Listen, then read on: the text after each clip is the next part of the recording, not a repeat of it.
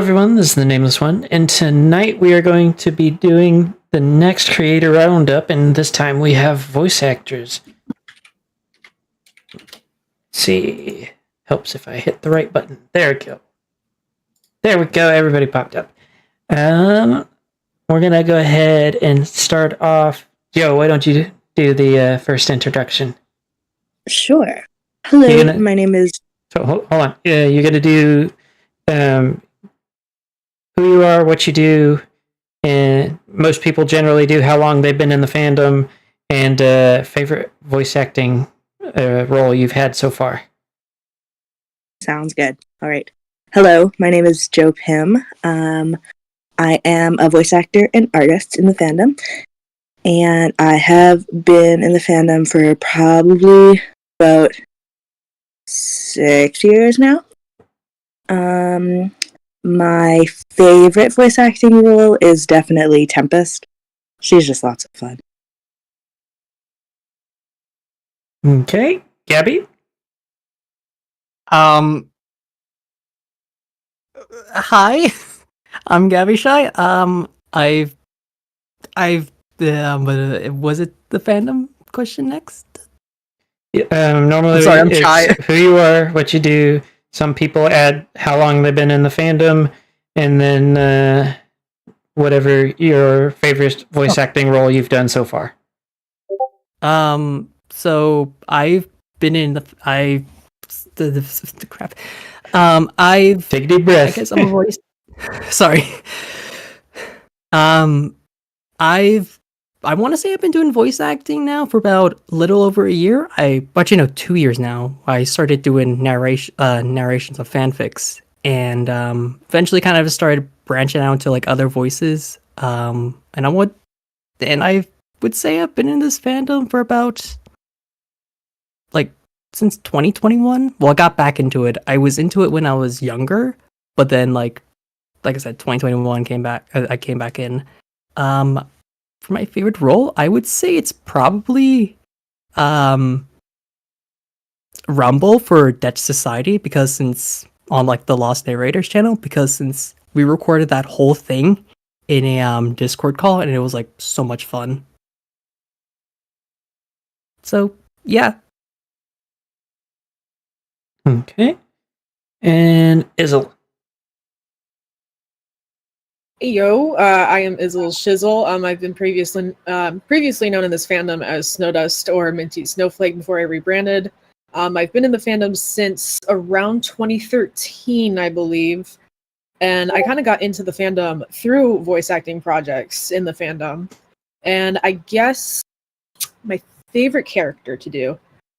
Oh, I don't like choosing favorites, but I guess voicing Derpy Hooves is pretty fun. And yeah, that's me. Okay. Give me just a sec. Rarity, your turn. Okay. Oh, hold on. I need to stretch at just my moment. So I'm LullabyForBears in terms of a username, but my friends nicknamed me Rarity because I did the voice so much, and if you know me well, then I've been like this since I was born. I just always sewed. So there's a name explanation there. Congratulations, you've heard it. That's my tragic backstory.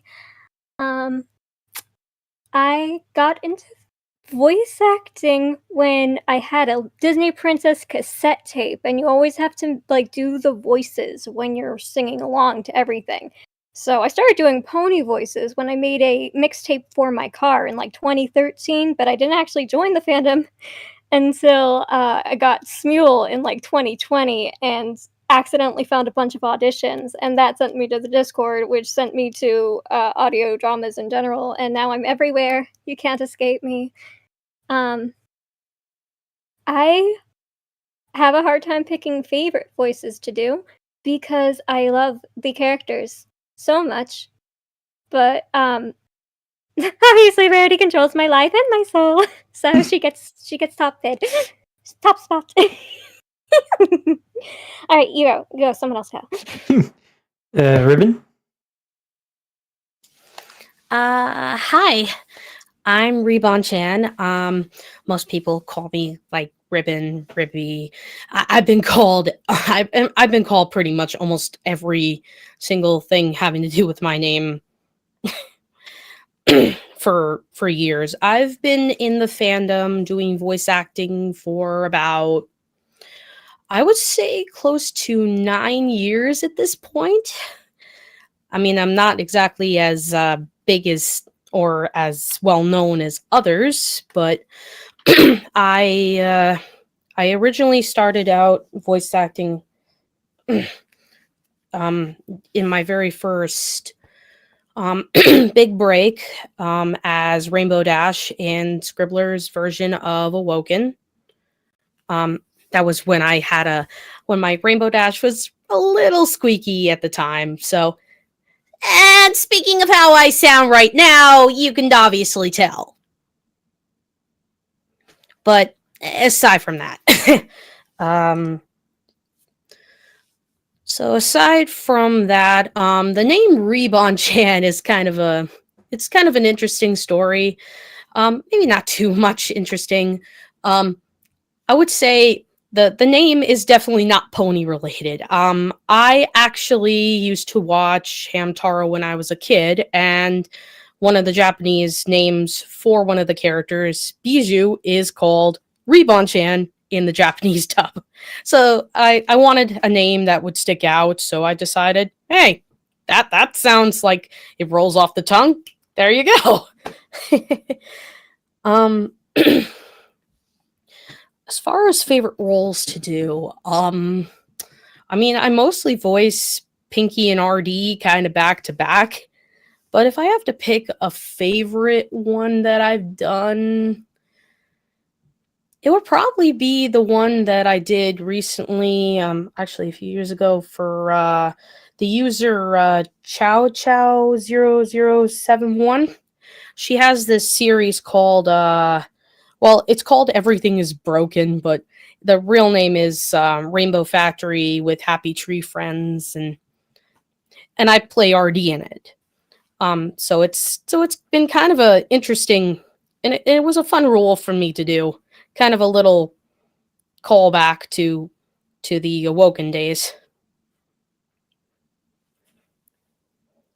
Okay. I feel like Scribbler and the Lost Narrator are going to be names we hear fairly frequently tonight. I think so. She's my friend. You should see about getting her into the Creator Hub. I would love to have her on the podcast for the next voice actor one. I know she's really busy. Anywho. So I don't know if she'll be able to join, sadly. So let's go ahead and we'll start off with a decent question. Wow. No, I remember you, Allie. Wow. I am insulted. Ahead, Allie. For the audience, I was picking on her because I did actually forget that normally I have her not talking, so I was making a joke. Yeah. Go ahead. Totally. No. I guess I'll start by saying, even though you didn't tell me to. Howdy doody. I am Alilunaa. People call me Allie. I have been in the fandom. I don't remember the year, but it was right after Twilight became an alicorn. Spoilers. And well, I guess that's not exactly. Yeah. I, much like Lullaby, became more in the fandom through Smule. And that's also much like Lullaby.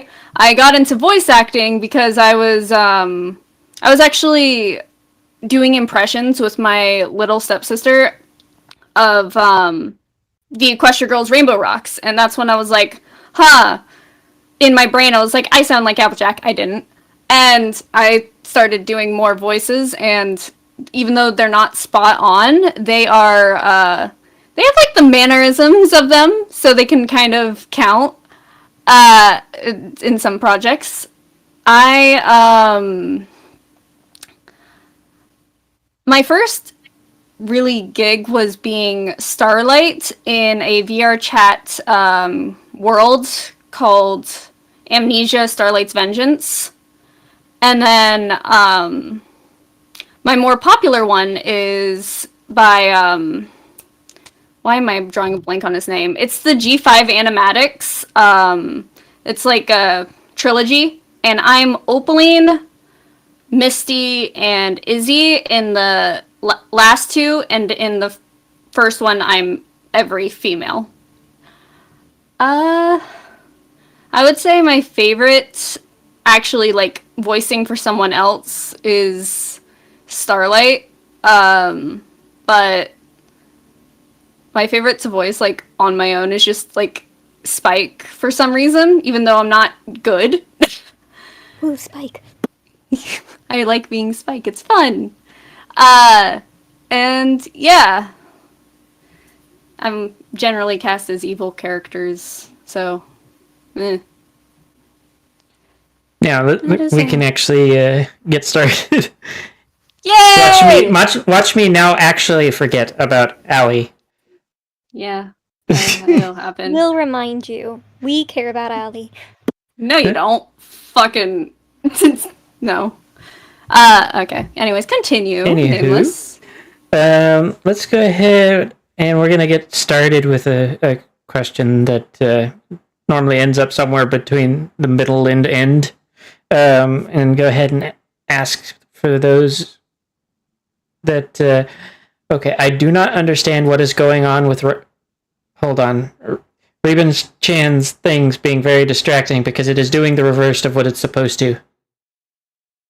Yeah. I Hold on. think I noticed that as well. It's set up it the right way. Sorry, that's As weird Ribon, as can you it say something? sounds, maybe Ribon, you can try leaving and rejoining, and we'll invite you back real quick and see if that fixes the your character on the podcast, because it lights up when you're not speaking, and when you are, it doesn't light up. It's weird. It's doing the inverse. actually it's working. Oh, wait. Yeah. Oh, I probably sat there and I made sure that I put in the took off the input sensitivity, I think, or I turned it on, I think. Maybe that's what it was.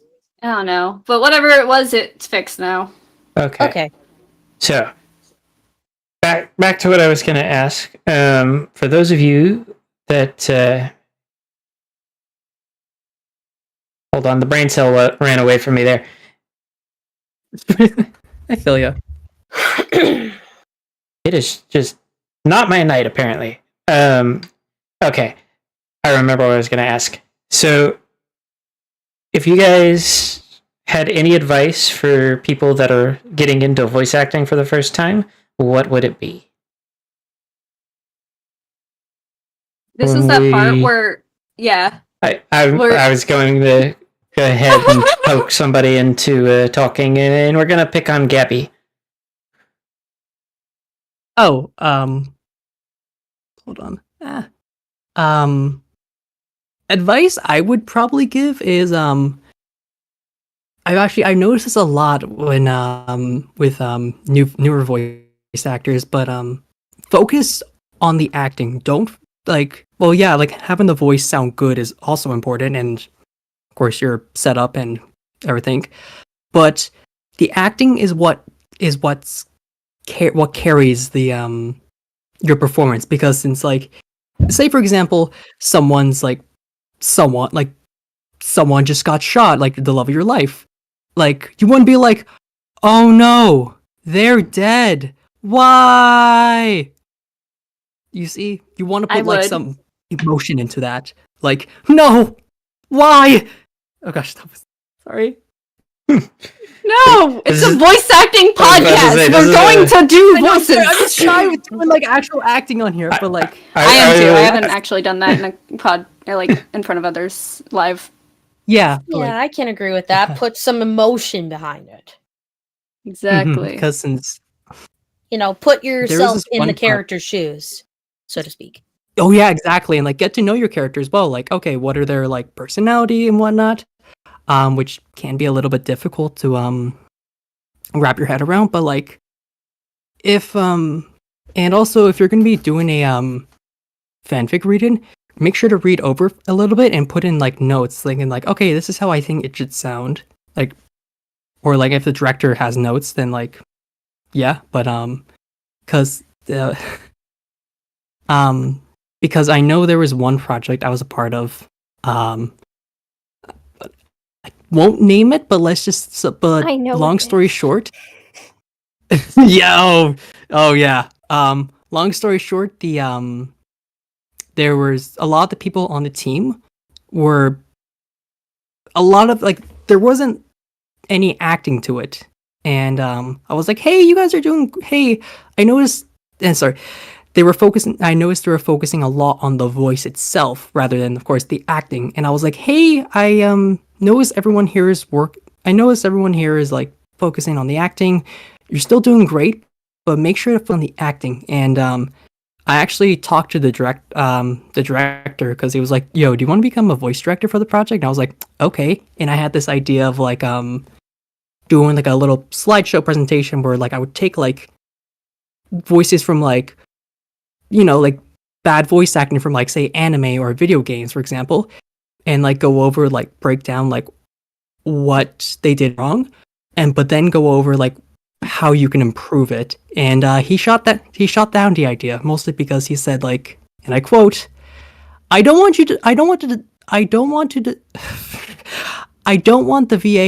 VAs, I don't want to distract the VAs from doing their tasks, which is like, at that time, all the lines had been recorded, but yeah, and also there was no like, he didn't put any directions in the script and whatnot, and just, yeah, that project was not good, and also the guy turned out to be a total creep. So yeah, that's my little tangent. Okay. We're gonna pick on Joe now. This is kind of the more boring aspect of voice acting, but making sure you know your equipment and your whatever you're recording with, whether that's just your phone or a laptop, you kind of need to be familiar with what you're using. And like, this is my biggest voice acting pet peeve that I noticed with newer VAs is their mics will pop a lot when they're saying like P's and B's. So like learning what you can do to prevent that, whether that means getting a pop socket or like not a pop socket, sorry, pop filter. My brain's dead. And like just being familiar with your editing software. It's also really, really boring, but it's really important. Just knowing what you're using. Okay. Izzle. Yeah, I was just about to volunteer to piggyback off of that. Yeah, definitely know your tech.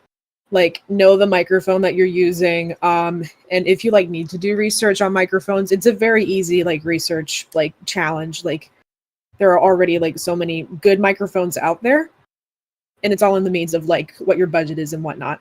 But honestly, in my opinion, like I have education in recording arts. I have a degree in it. And all the teachers were like, ugh, USB microphones suck ass. And it's like, not really. As long as you know your microphone and you know how to work with it, it can sound like a professional microphone. Yeah, but like, besides knowing your microphone and all, also know basic audio editing skills. Like there are some free programs out there like GarageBand and Audacity. I personally use Audacity. I've been using it since 2013. Never been a problem for me.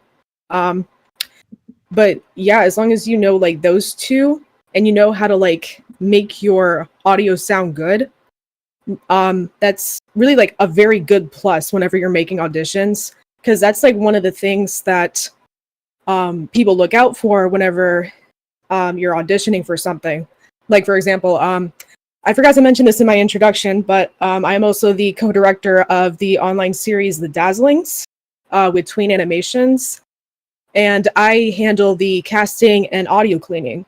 So whatever I'm looking for is you have good quality, maybe like a close enough impression, but I'm also looking for your acting as well. And that kind of tags along to the next point I want to make. So Sorry, I'm a bit out of breath today. I don't know. I've been doing a lot of moving today. Sorry. That's fine. But yeah. Another tip is do not be afraid to act, because in like so many auditions, you'll have the perfect voice, you'll have like the perfect like annotations of the character, but the problem is you're really up close to the mic. It's very obvious that you're scared to talk or be loud in your surroundings. And that's something that you like cannot like avoid doing. Unless you're a narrator, you can probably get away with that. But if you're trying to like act as a character, like you need to be loud. You cannot be afraid to be loud. And I know like there's like the whole thing with like a lot of us live in noisy like places. Like me right now, I got a noisy ass neighbor upstairs.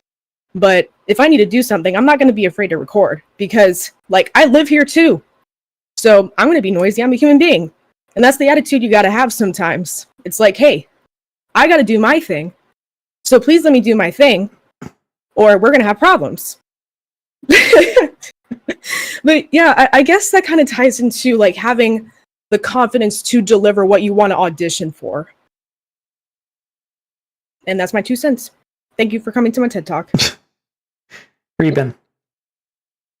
Well, actually, I mean, to go on both of the last points, I would say I definitely agree with the whole entire thing with the microphone bit. That yeah, to know exactly which microphone you're working with. On top of, well, I guess the piece of VA advice I would give is because I've seen this quite a bit, at least in my time, which is to be willing to take a little bit of criticism. Like, not like, not like, take it too personally, because when you audition for particular projects, please don't take it personally. Don't make it think that people hate you or anything. That's not the case at all. Pretty much just, be willing to sit there and just take it on the shoulder and be like, okay, maybe next time, because we're not like professional VAs here. It's nothing like that. We're not like, Tara Strong or any of those big names like that. We're just doing this for like hobby, having fun, but still just don't be a jerk if somebody just gives you, something that you have to. Don't be a jerk to someone when they give you just some advice. Constructive criticism, exactly. It's I definitely think people should take a little more of that into effect. Okay. And of course there is a line to draw, at least for criticism. It's, don't insult someone. Just tell them, as nicely as possible, this is what you need to improve on. This is what you can do. You can do better. 100%. Certain things like that. I will say that is just something all creatives should take into account. Correct. I cannot speak tonight. Constructive criticism is something that is very useful for everyone. I definitely think so. It's part of being a content creator, to be honest. Yeah. And also being willing to give constructive criticism, because there are some people that I know that they're kind of afraid to just tear somebody's work apart and tell them this is how you can fix it, because some people don't really take constructive criticism or deconstructive very well. Yeah, that's exactly it. Yeah. Also, if I could like hop on and like piggyback that answer real quick. Go ahead. Along with constructive criticism, especially for like beginning voice actors, like you're new to the field, you're new to like doing all this, like you're starting out your hobby and doing this. Rejection. Yes. Yeah, like just because you audition for something does not mean you're gonna get the part. That's like the whole point of casting. And like even if you personally feel like that you could have done a way better job than like who actually got the part, in the end, it is not your decision. Like that is something that you have to like understand, like being a voice actor. Like just because you're on the team doesn't mean that you direct the team. Like there's a director for a reason. There's a producer for a reason. It's also such a social fandom that like We all you know can't react poorly to rejection because it's just part of it. And if you react poorly, people are going to remember that. Yeah, exactly. Exactly. Like And you that's go just around like warning basic their professional friends. etiquette. Okay. Rarity. Okay, well, thankfully someone else handled constructive criticism on me. But for me, one of the biggest things that like just makes voice acting a joy and is something I feel like a lot of people should figure out how to do because it helps you like with consistency and like with finding new voices you can do is just play with it. Just have fun. Like do weird things with your face and your throat and see what comes out. And every once in a while, if you're just being goofy and if you're just doing like a funny little bit part because you're doing a script read with your friends and needed someone to play a random extra, you'll do just something stupid and it will end up sounding exactly like Spike. And you're like, wait, this is a voice I can do now because I just was being silly and figured out where in my face it comes from. Like, practicing is a part of it. And having fun is a part of it. And like finding excuses to practice, like doing a script read with your friends, or like singing along to the songs, or like just like watching a YouTube video with like clips from the show and then just pausing it and then repeating what they said and then just keep going on just for kicks. Like, don't let the joy come out of it just because like you know it's serious work. I feel like part of what can make your performance better is enjoying yourself. Like, you can't be a Pinkie Pie who isn't having fun. And people seem to underestimate how much of a blast Tabitha St. Germain had to be having with Rarity, because nobody makes the Rarity funny enough. Like, just find the joy in the characters. Also, like, it helps to sit with the characters and really, like, try to get to know them and know their personality. Because I find, especially with the canon characters, and with developing your own characters too, that how they behave affects the way their posture is and affects the way they present themselves to the world. And funnily enough, like just acting like them in terms of just your body language helps you do the voices better because like the voice reflects the character. That's the beauty of well casted, like created characters. So it's intuitive if you just know them and love them and have fun playing them. There you go. That's my advice. Have fun. Well, So I have to Know your agree with characters. that actually. And know your characters. Knowing your characters is also And super as a important. and as a Pinkie Pie VA, I have to totally agree with your point there. You have to have fun. So since everybody's gone, okay. Go ahead, Allie. I know you're champing at the bit there. But rare, Also, it gives but, you a chance to practice if you're but having fun with Pinkie it. Pie. There you go. But Those Pinkie were Pie, I have excellent. depression. Okay, so I'm surprised my advice was not said at all. Okay? Super simple. Try. Yes, people are going to be better than you. There's original voice actors. You're not going to sound exactly like them. But just try. You don't have to be perfect. A lot of people are actually going to prefer your voice over a ton of people. And like, at least, maybe not a ton, but there will be people that want you if you just try. My boyfriend lacks that. He does really good male impressions. Like he does a really good button mash and he does a good Big Mac, but he never ever tries. I try to tell him to try, but he doesn't because he doesn't think he's good enough. And there are these people that don't have anyone auditioning for that part, and I'm like, audition, you'll get it. Also, sorry, so if you don't mind me asking, is your boy? You said your boyfriend does good bun mash, right? yes, but he hasn't like done anything with it. But Yeah, I gotcha. And also, I kind of feel that because since sorry, just to piggyback back off, I noticed there not a lot of people are looking for a button mash because since I can do them and like it's kind of hard to find anyone who wants to do them. Sorry, find like projects that like people are like, hey, I need a button mesh. But We had this idea Some to other reason? do revenge, but with button mesh, and then Sweetie Belle does like the rap. But That's that part would of be why so funny. playing with your voices is good, because if you find Mhm. voices you do that happen to sound like a weird bit character who only showed up once, then you have a niche. If you're really good at Granny Smith and no one ever auditions for you, you are a shoo-in. Like, it's that easy. Just find your little corner. Maybe you're really good at Sugar Belle.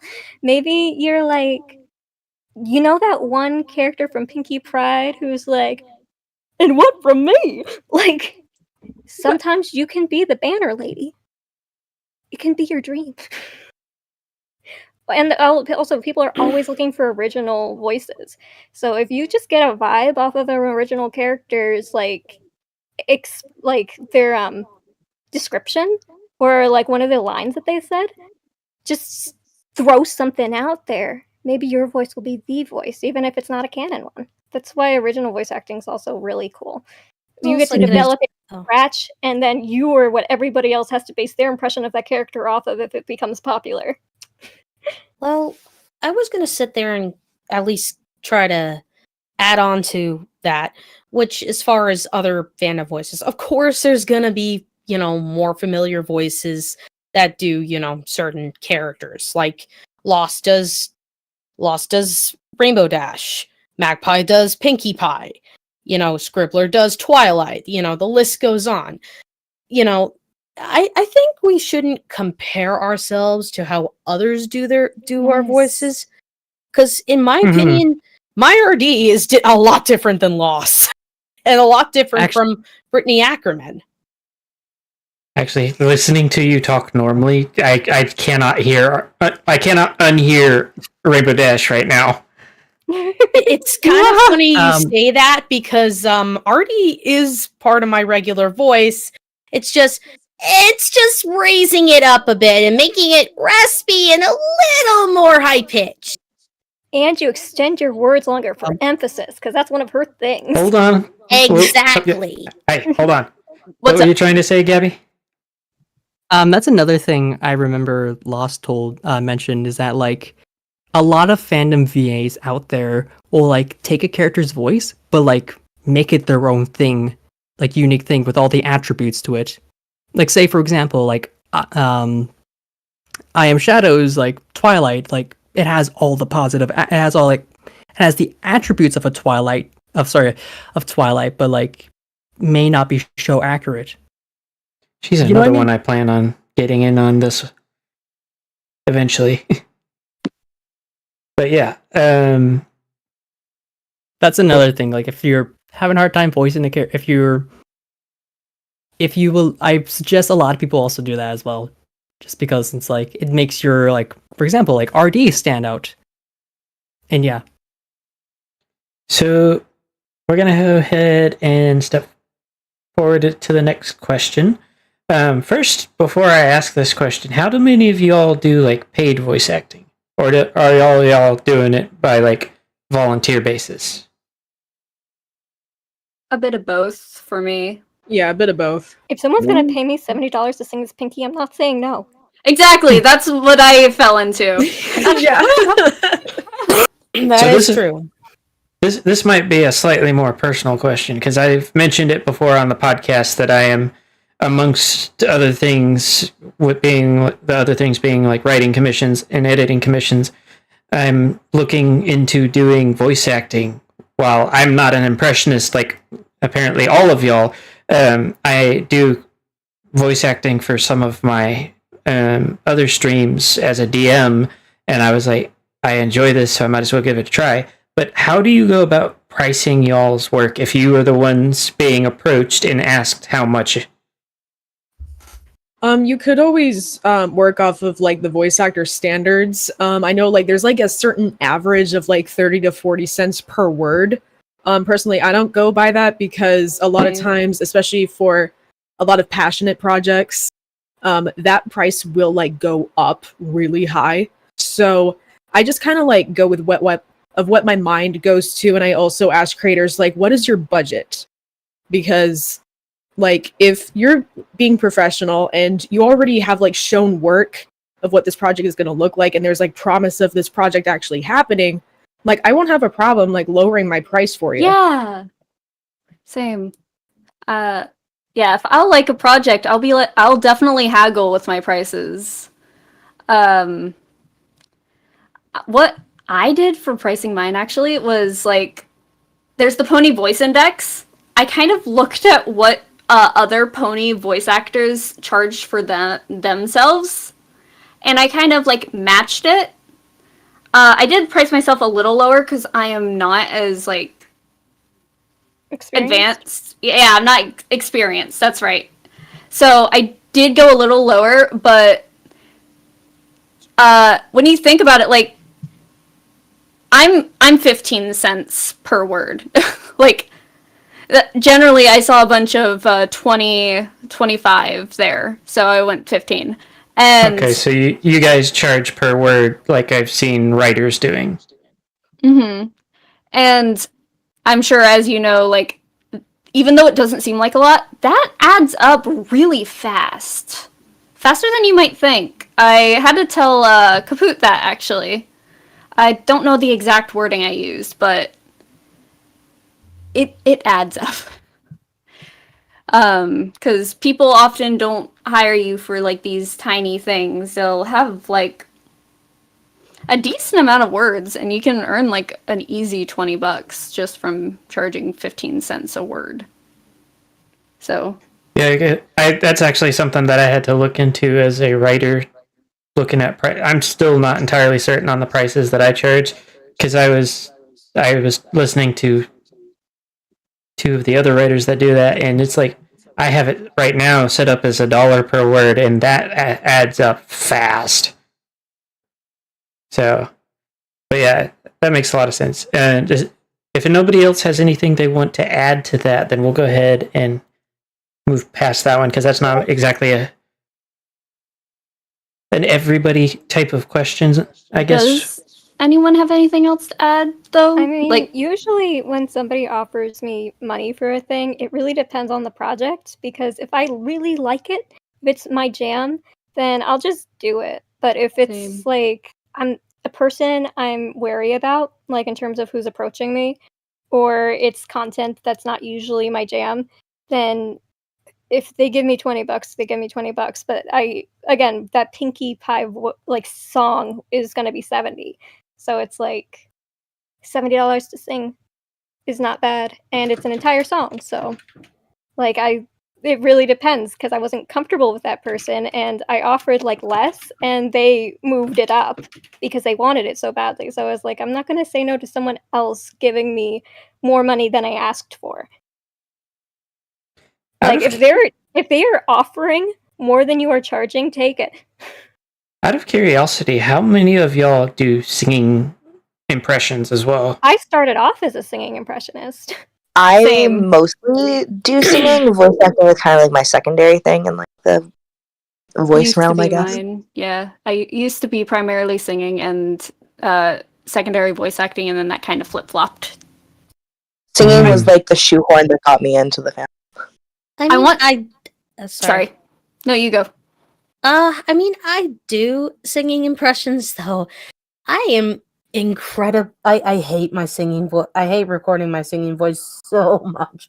And I know other people, like my friends, say, "Oh, you should do singing more often." And I'm like, "Oh God, no!" Because I'm just embarrassed. No, That's why even the professionals have a singing double. Oh yeah, like almost every main six. Well, not every, but like a lot of the main six. Rarity, Twilight, Pinkie Pie. That makes me think of Black Griffin when he was the singing double for Alistair. Yeah, exactly. Just like that. Like, sometimes your normal VA isn't comfortable singing, and that's where the singing VA comes in and sparkles. I am a singing VA for a project for Twilight, whereas like there's a different VA for like the singing, which is like I guess an example of that. Yeah, I'm also like a singing VA for Chrysalis for one thing, but I am not comfortable doing a Chrysalis voice in general, so like only singing as her is great for me. And right? I can't sing at all. I want to I feel you on mention. that one.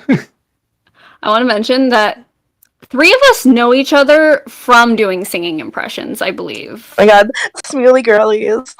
Yeah, Joe, myself, and Lullaby are all from Smule. We know each other from Smule, and now we're here. Smule is a karaoke sort of phone app. And a great way to practice. Yes. Like, It is, you don't have yeah. to get the parts, just do all the auditions and have fun. Again, most of this is having fun, and like you'll just get better over time because you've practiced so much. I will say that it's one of those things, though, that you probably want to figure out if you can do it. Because, Well, there's no pressure I- on Fuel.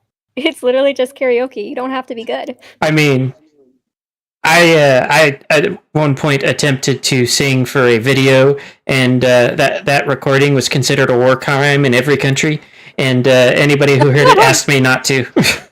Well, we're talking about like auditioning. If they think you're bad, they're not gonna pick you. But yeah, Someone else needs Yeah, to see it. that's what I was saying though. What I was saying though was more along the lines of like, don't get your heart set on a singing career until you've decided you've had the voice for it, which some of us do not. Yeah. Like for me, I kind of broke into the My Little Pony. Oh, you're roboting. She's graduated to dubstep. Hey, Whoa, you're DJ Pone 3? a robot. No way! Whoa. Oh no. Did we lose Are you Izzle? back yet? No. Did we lose Okay. them? Did we lose her completely? Normally What's when you going robot, on? you're back now. Okay. Sweet. Is Just that deaf. Come back, my sweet, my love. Izzle just frizzled. They got banished to the Shadow Oh! Realm. Hey, There we go. Wait, no, they're back. Okay, all right. Where did I lose y'all? literally the beginning. first sentence. Oh my god! All right. Well, I was going to say, I pretty much like broke into the fandom doing like singing covers and doing impressions of like the main 6. And embarrassingly enough, I used like a gaming headset microphone because I did not know anything. All I knew was, oh, microphone, audio editing software. Okay, I should be fine. Oh my god. Like, like I have this whole playlist of like all the videos that I've been included in with like collaborations and everything. And like the very like first few videos is literally just song covers. Like, I don't really do singing anymore. I mean, I can if someone wants me to. It's just not my preference. But looking back on those videos, I'm cringing. But from what Lullaby was saying, like songs are really good to practice with. Like if I need to like get my voice loosened up for like any activity, then I usually go to my favorite songs, especially Marina and the Diamonds. She has a lot of songs where like she plays with her voice. And if you just like follow along with her and mimic her, like you'll be like ready to go after like 2 of her songs. It's really funny because when you roboted it out, I sang, they are now a robot.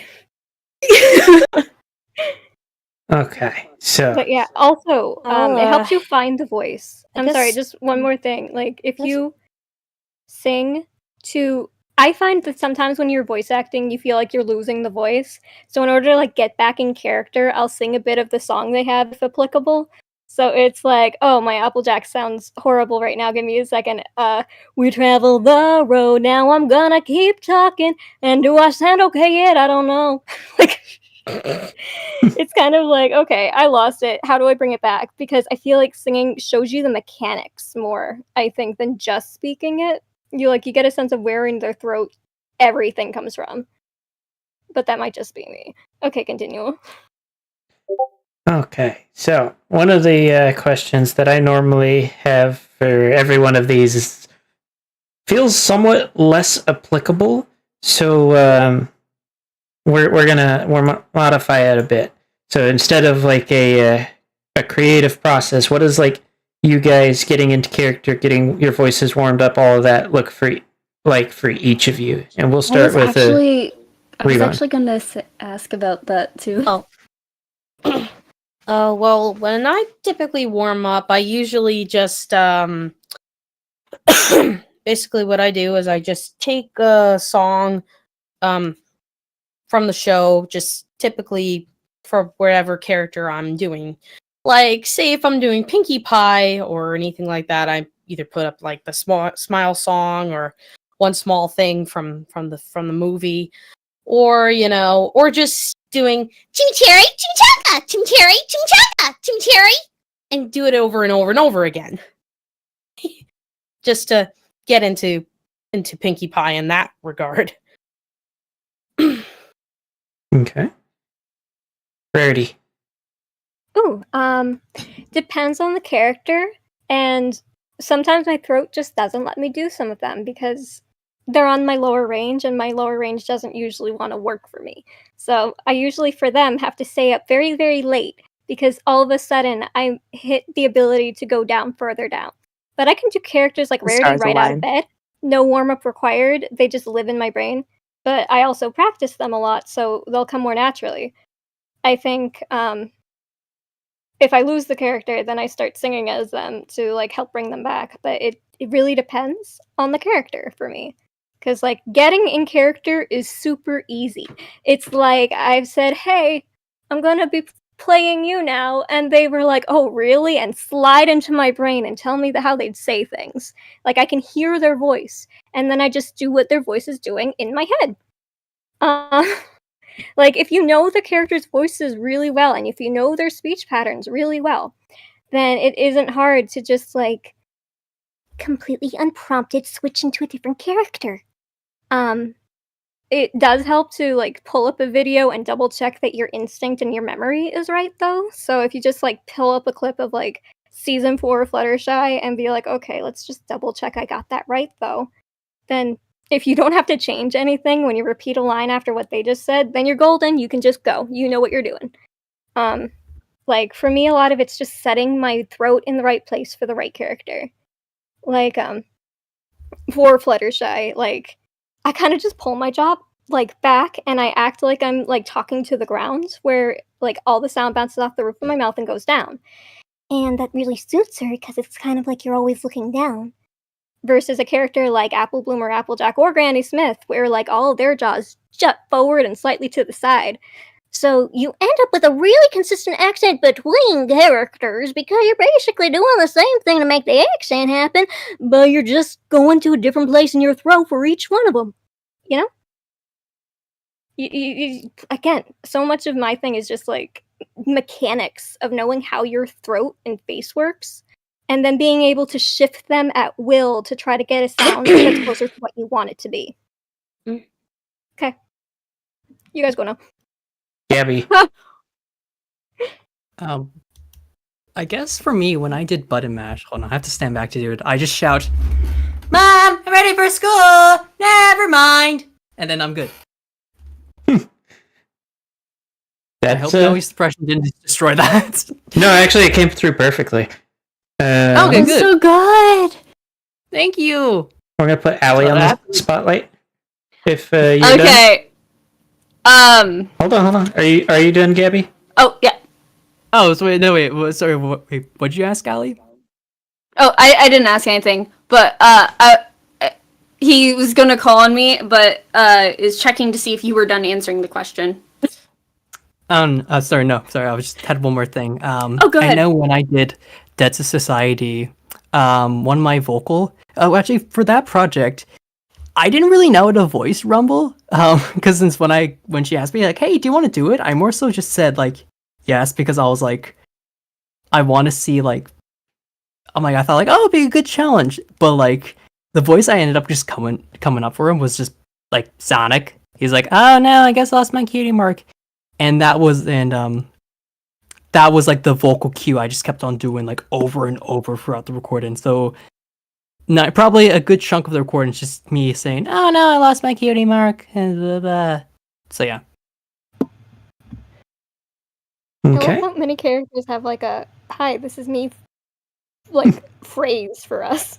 I was actually okay. So before Nameless asked this question, I was also going to ask if anyone else had like one specific phrase they say in the voice before they actually voice a line.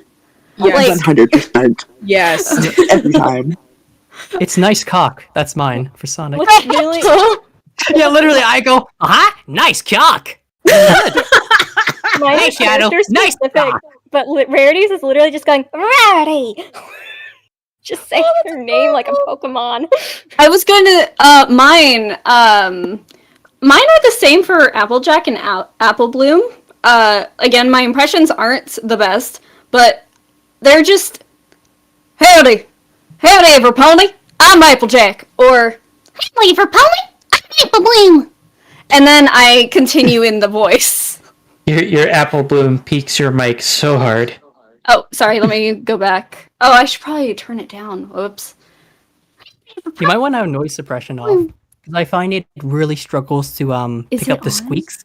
I gotcha. But, do I have it on? Yeah, I do. None. Okay. There we go. Let me try that one more time. Howdy for pony, I'm Maple Bloom. But, my main thing for getting into the zone is, I have like a catchphrase for each one, and then I just say random shit in the voice, like motherfucker, and wait until I'm like actually in the mood to voice the character. And so real. Apple Bloom, did you swear? No, I have so many bloopers in my thing, and I'm like, I don't know if the person I'm sending it to, I'm like, should I ask them if they want the bloopers, or... Same, I do that too. I'm like, should I keep this in? Oh no.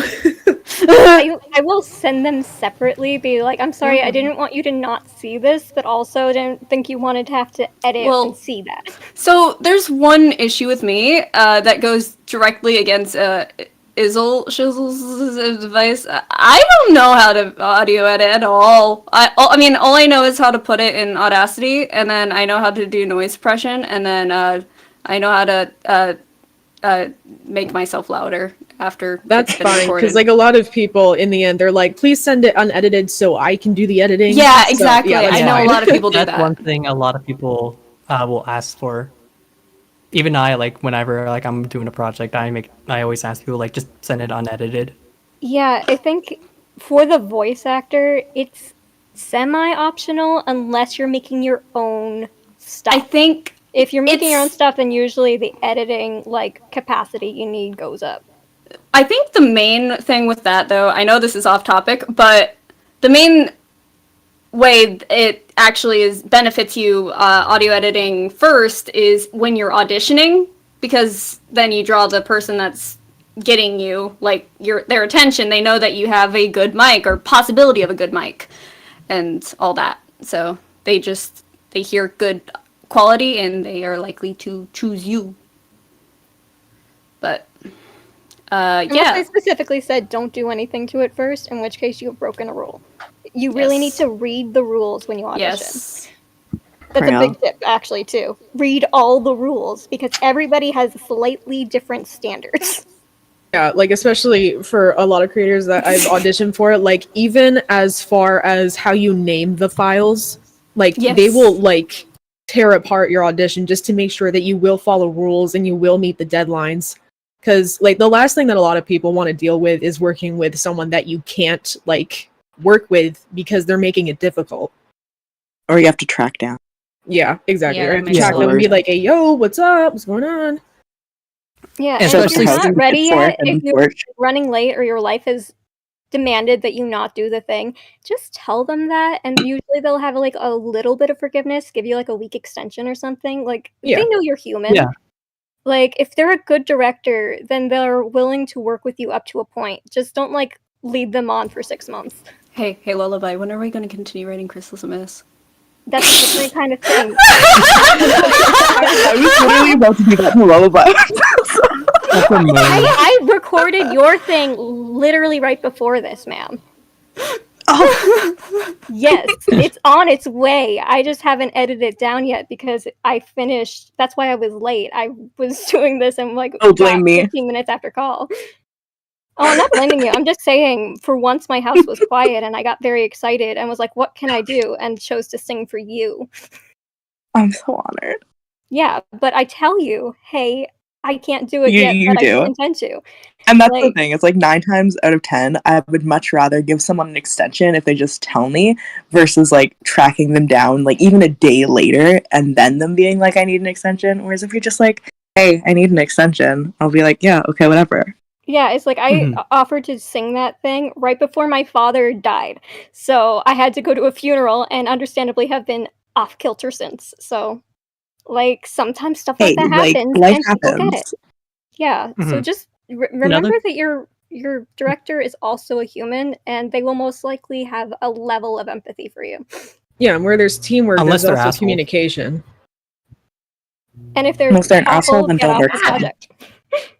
I've had to accept a project before, and then there was no organization. I'm like, okay, I'm sorry, but I have to deny this now. I can't. That was the project I was a part of. I'm sorry.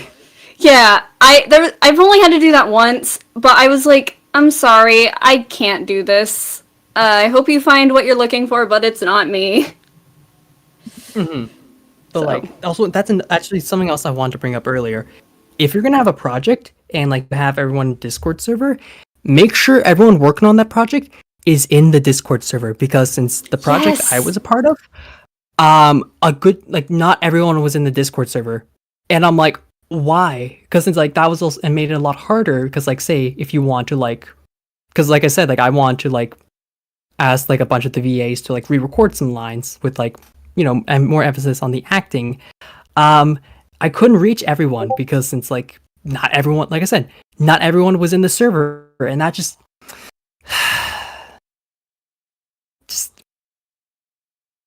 TLDR, make sure you have people in there. Yes, communication is key. We are literally about communication. If you audition Yeah. for something and the casting call club person says, you got the role, like, please check your emails if you've auditioned for something so you don't find them 2 months later. So then again, Casting Call Club is like kind of iffy with their notifications. I've like found messages that are like from months ago, and I'm like, I don't remember ever getting notified about Yeah, this. this is why you have to check it regularly.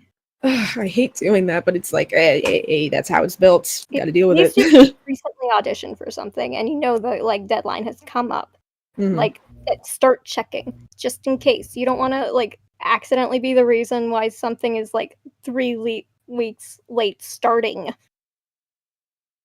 Whoosh. So I'm gonna let Joe answer the question finally. Oh, yay! I'm so excited. No, honestly, my answers aren't too different from everybody else.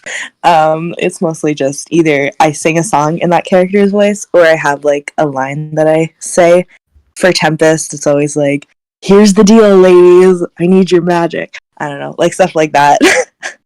Just like the little things that the characters say that just stick in your mind. Putty. Everyone covered it. Izzle. I totally forgot that I haven't answered the question yet, but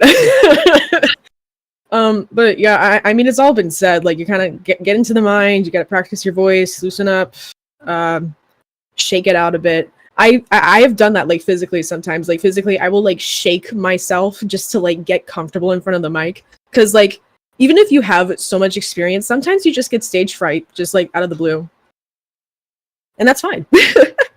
But I guess some like warm up phrases that I have. Oh, that's my cat. Hi. I guess some warm up phrases that I do have. For Arya, for example, it was from Rainbow Rocks. It goes, but the rain blossoms or whatever they're called aren't under our spell. And then for like high characters, I also have like derpy hooves, so I go, hi, my name's Derpy Hooves.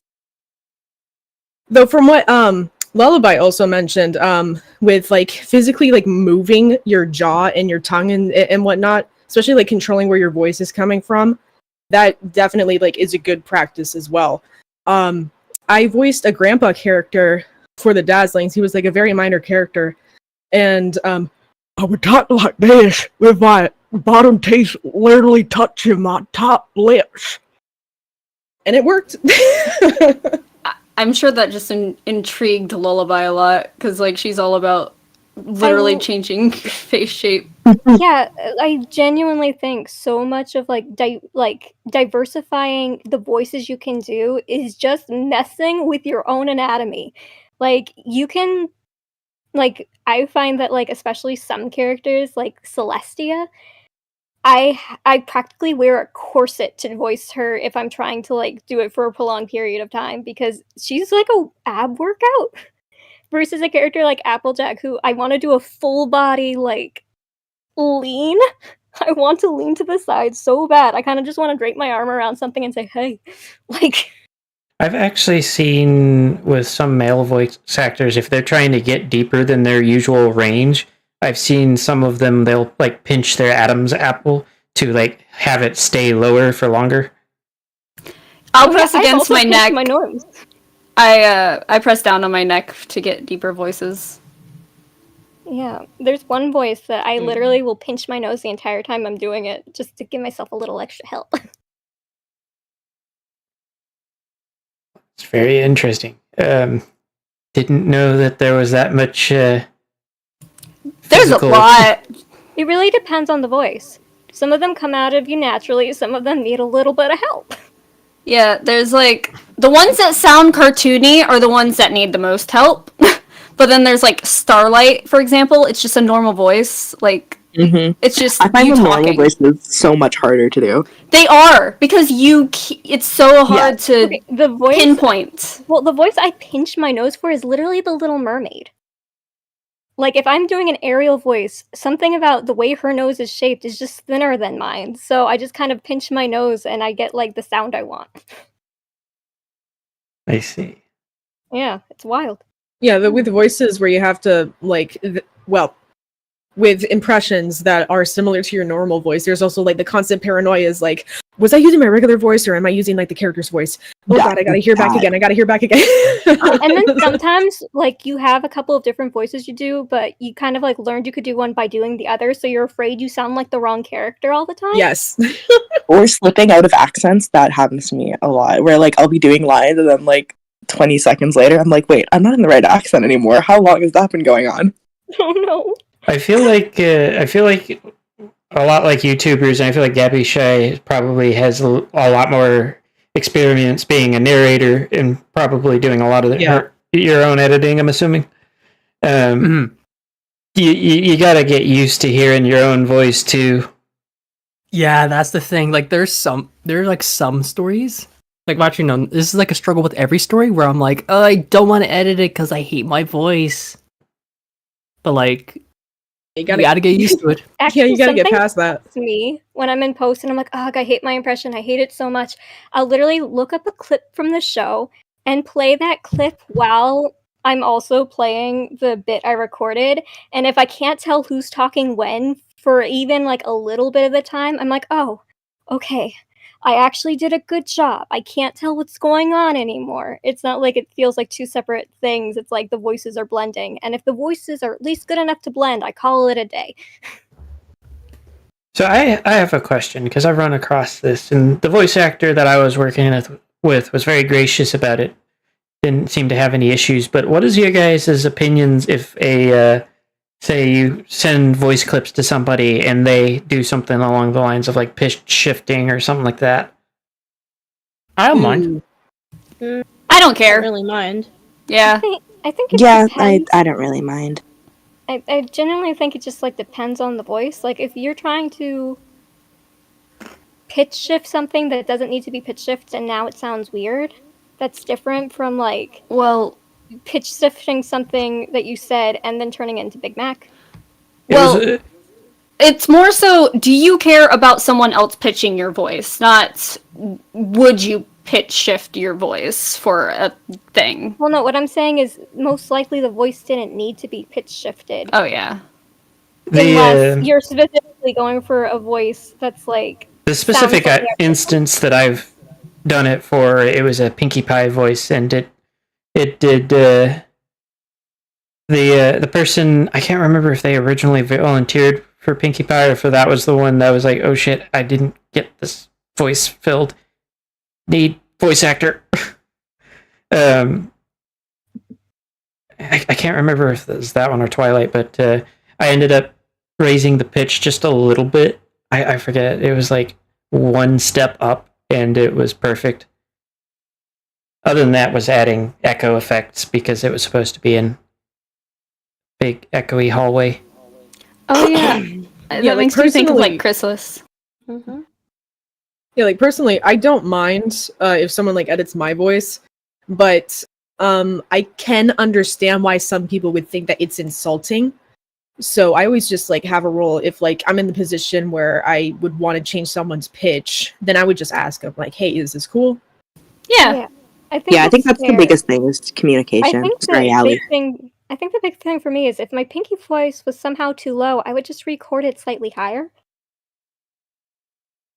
Like, I understand, but this almost feels like if they casted you for a voice because they thought you could do it well, then it would be almost like more of like a please, like, accept the the criticism that it was too low and do a redo other than a pitch shift. But that's just because for me, usually the pitch shift will sound a little bit unnatural compared to just doing it again. Like, I don't mind giving myself a little more work if I made a mistake. I will say... I think it just depends on the character, too, because if it's a voice I just can't do and they pitch shift it for me, I'll be grateful. I will say that with as little as I had to like move it to get it to sound like the way I wanted it to, because I listening to it, it sounded more like her voice was not like she didn't have that range. It was what I was thinking when I shifted it, and she sent me the entire batch of all of the lines that I had asked of her, and I'm like, I'm not gonna make her re-record all of this again. Yeah, that's fair.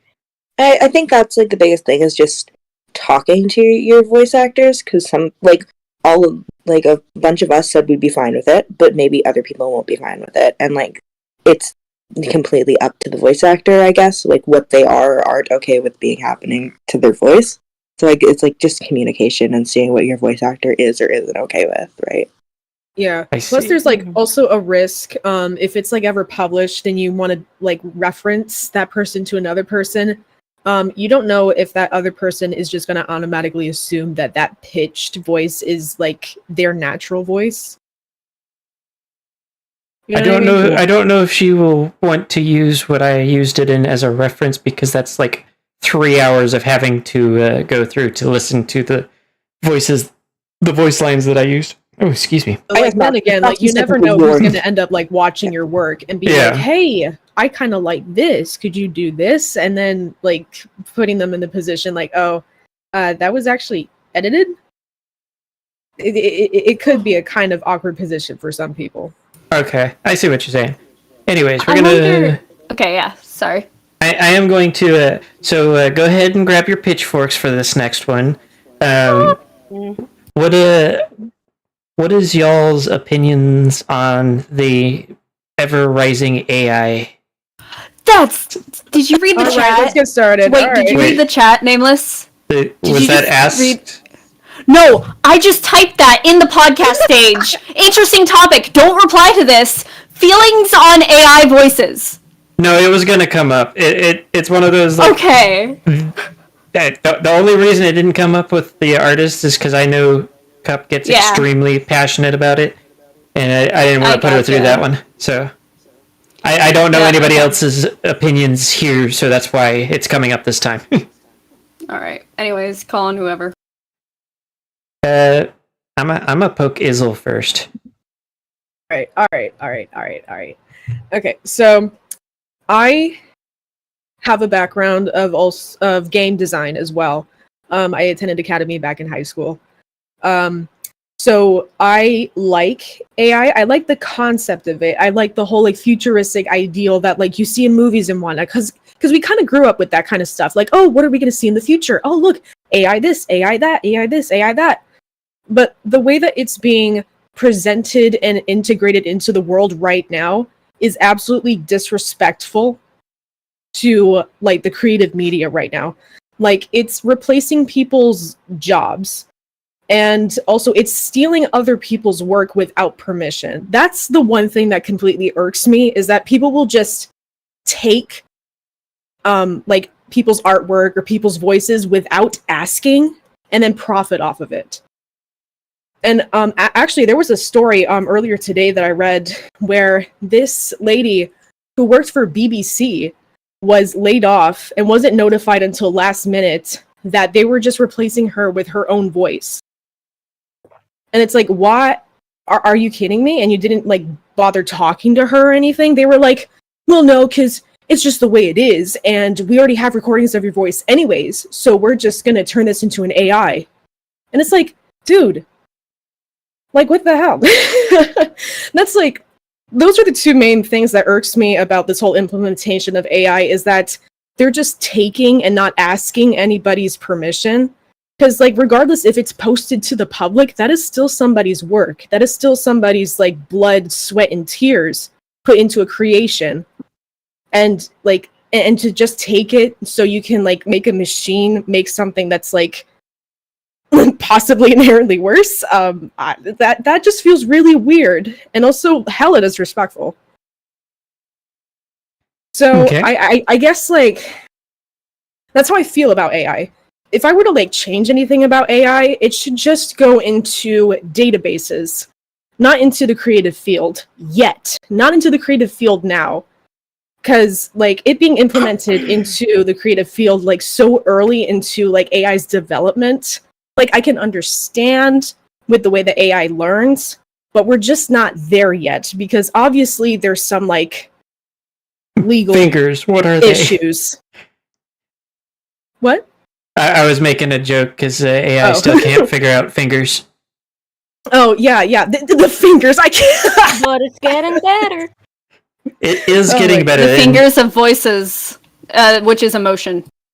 Allie, why are you breaking it now?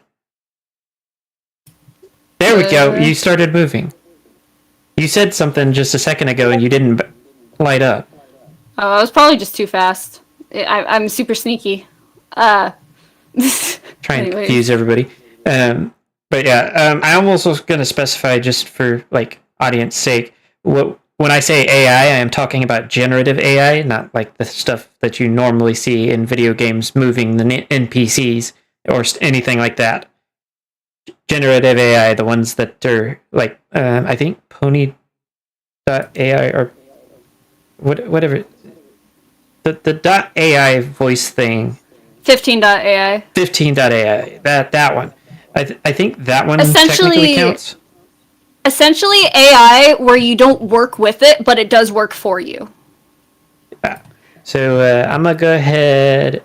We haven't heard from Ribon in a little while. We'll make Ribon talk. I know that AI voices are a very hot button topic. But I do agree with what Izzle said about, AI voices, taking work away from VAs and putting stuff in their mouths that they shouldn't. I do agree with that part. I mean, I definitely don't think it should be I definitely think it shouldn't be used in that particular way. At least in that regard. If it's for I definitely think that people's voices shouldn't be used without their permission. At least in my opinion. Okay. Is that all you got to say? Well, yeah. That's fine. I don't think I really have a whole lot. If I could pop in real quick. Go ahead. I did want to say this before I finish. But like, I don't know if y'all use TikTok, but like I'm on TikTok all the time. But I am very familiar with the SpongeBob AI voices and the My Little Pony AI voices. And I remember when like the My Little Pony AI voices were first being like tested with. It was like all the way back like before 2020. I remember like the Lost narrator like trying to make AI of like her impressions. I watched that video, yeah. Yeah. And like that was fine because the lost narrator was doing it on her accord. But whenever it comes to like popular voices from shows and such, like again, just because it's posted to the public doesn't mean you have the rights to it. Like Nickelodeon has the rights to SpongeBob's voice because that's like in their legal contract. The voice for Twilight, Rainbow Dash, Rarity, like all the main 6, that all belongs to Hasbro. So if Hasbro wants to like turn it into AI, I feel like they can and are allowed to do so. However, they need to like redo a contract and talk with the VAs about it before they do that. And that's just something that's not happening right now with these AI voices. Honestly, it's getting to a point where VAs probably need to put in their like contracts that they don't allow their voices being modified and like being, well, not modified, but turned into AI. Being used into an AI bank. Yeah. Yeah, I know some of them are doing that right now. But yeah, I'm done. Okay. I'm going to go ahead and let Joe say a thing. I completely disagree with AI being used in like a creative sense that takes away jobs. Like it's awful. It's not ethical that it's stealing from actual people and creatives. Like that's awful, whether it's art or voice acting or Writing. like whatever. It's writing or there should be no instance where people are stealing to like make content or profit or whatever, and that's okay, because it's not okay if you steal from a bank. You're not, like, that's not allowed, right? So why is stealing someone's voice okay? it's No, like I think it might be because they don't really think like I feel like they didn't. I feel like if they, what's what I'm looking for? You know, saying like you don't know how you feel until you experience it. I feel like a lot of people who use AI don't really know what it's like to have your voice stolen and like say stuff that like you didn't actually say. Yeah, like I don't know. It's just I don't feel like I have like the right words to talk about it for this. Like I'm not fully prepared to talk about it in like this context of the podcast, I guess. But I don't agree with it. I think it's wrong, and that's kind of like where I'm gonna stay as my stance right now. That's perfectly fine. I will actually have something to say once everybody has a chance to go. But yeah, you can go next, Gabby. Oh, okay. I'm not sure if we just got to this part. What do you mean? But never mind. But yeah, honestly, it's one of those things where like it's just like I forgot your name.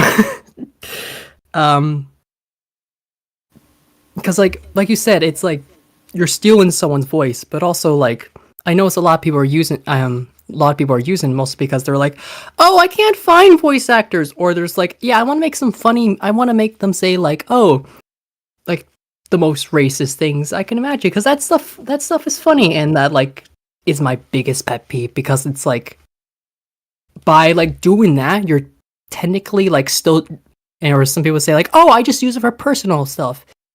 By using it even just for personal stuff or like for fun, you're still supporting it in a way and making it like and contributing to it, like evolving, because that's how like AI evolve. I think that's how a lot of these like voice generators evolve. I'm not sure.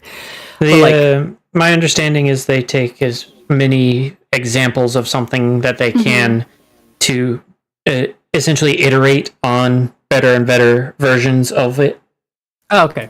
Sorry, I don't think this AI. Yeah, I don't think it has really much of its own thinking. If I'm not mistaken, it just takes different sounds and tries to pinpoint. They're trying to get to emotion. It still isn't very good yet, thankfully.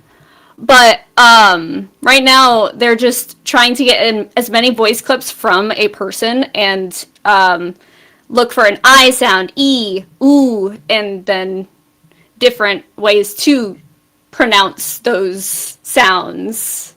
And Yeah. And then recreate it at will. yeah. And like another thing I want to point out is that like I just see it as very lazy to use AI, and like because also I've heard some people say like, oh, I can't find voice actors. Perfect example. Well, Yeah. But like here's the thing though. I always encourage people to like if you cannot find any voice actor whatsoever, no matter what, keep on looking, because since you will find someone eventually who will be willing to work with you. And also there's the Pony Index voice to like help you out. I was gonna say that at my part. How dare you? Yeah, like that was one thing I did. That's one thing I feel like I feel like it's what's I'm looking for. I feel like that's one thing like that's very important to have, like just an easy list of like, okay, here are VAs. Do you have like they can fit a certain role, blah blah blah, and yeah. But yeah. Anyways, I will shut up now because I'm just rambling, and yeah. We'll let Rarity go understand. next, and then Allie, and then I'll say my piece because I think I'm the last one. Oh, I did you think say everybody else. My name? Yes, you. Okay. For some reason, I heard layers, and I was like, "What? Who was layers?" I understand why it's fun to play with something like 15 AI if you're trying to make like Grunkle Stan say something stupid. I get it. I understand the temptation. I also understand being completely broken, unable to pay anybody to do the things that you need done to make your vision happen, especially if you do not have any creative skills. We have the Rarity project. Yeah, well, I understand the temptation. I understand why it feels like the last, like, possible option, your last resort, and you have to go there, but you don't. Like, if you can't find a VA, either keep looking or reassess your material and figure out why nobody wants to do it. Like, it's possible that, like, your project isn't attracting them for a reason. Like, either they can tell that, like, you seem kind of young and inexperienced and, like, aren't ready to hop onto something like that. They're not sure if you even really speak English and are just translating because, like, your wording is really weird. And they don't know if you'll be able to communicate with them properly. Or you just wrote something really bad that nobody wants to attach themselves to. Or you have a reputation previously that you gotta deal with because nobody trusts you. Like, there are so many reasons you can't find somebody who wants to help you. Yes. But as a general rule, like, if you have something good, if you reassess your work and be like, this is where I could improve, and maybe now someone will want to attach themselves to it, then, like, sometimes the fact you feel like you need to use AI is a you problem, not a them problem. It's not the voice actor's fault they don't want to do your thing. It's your fault because you aren't attracting them.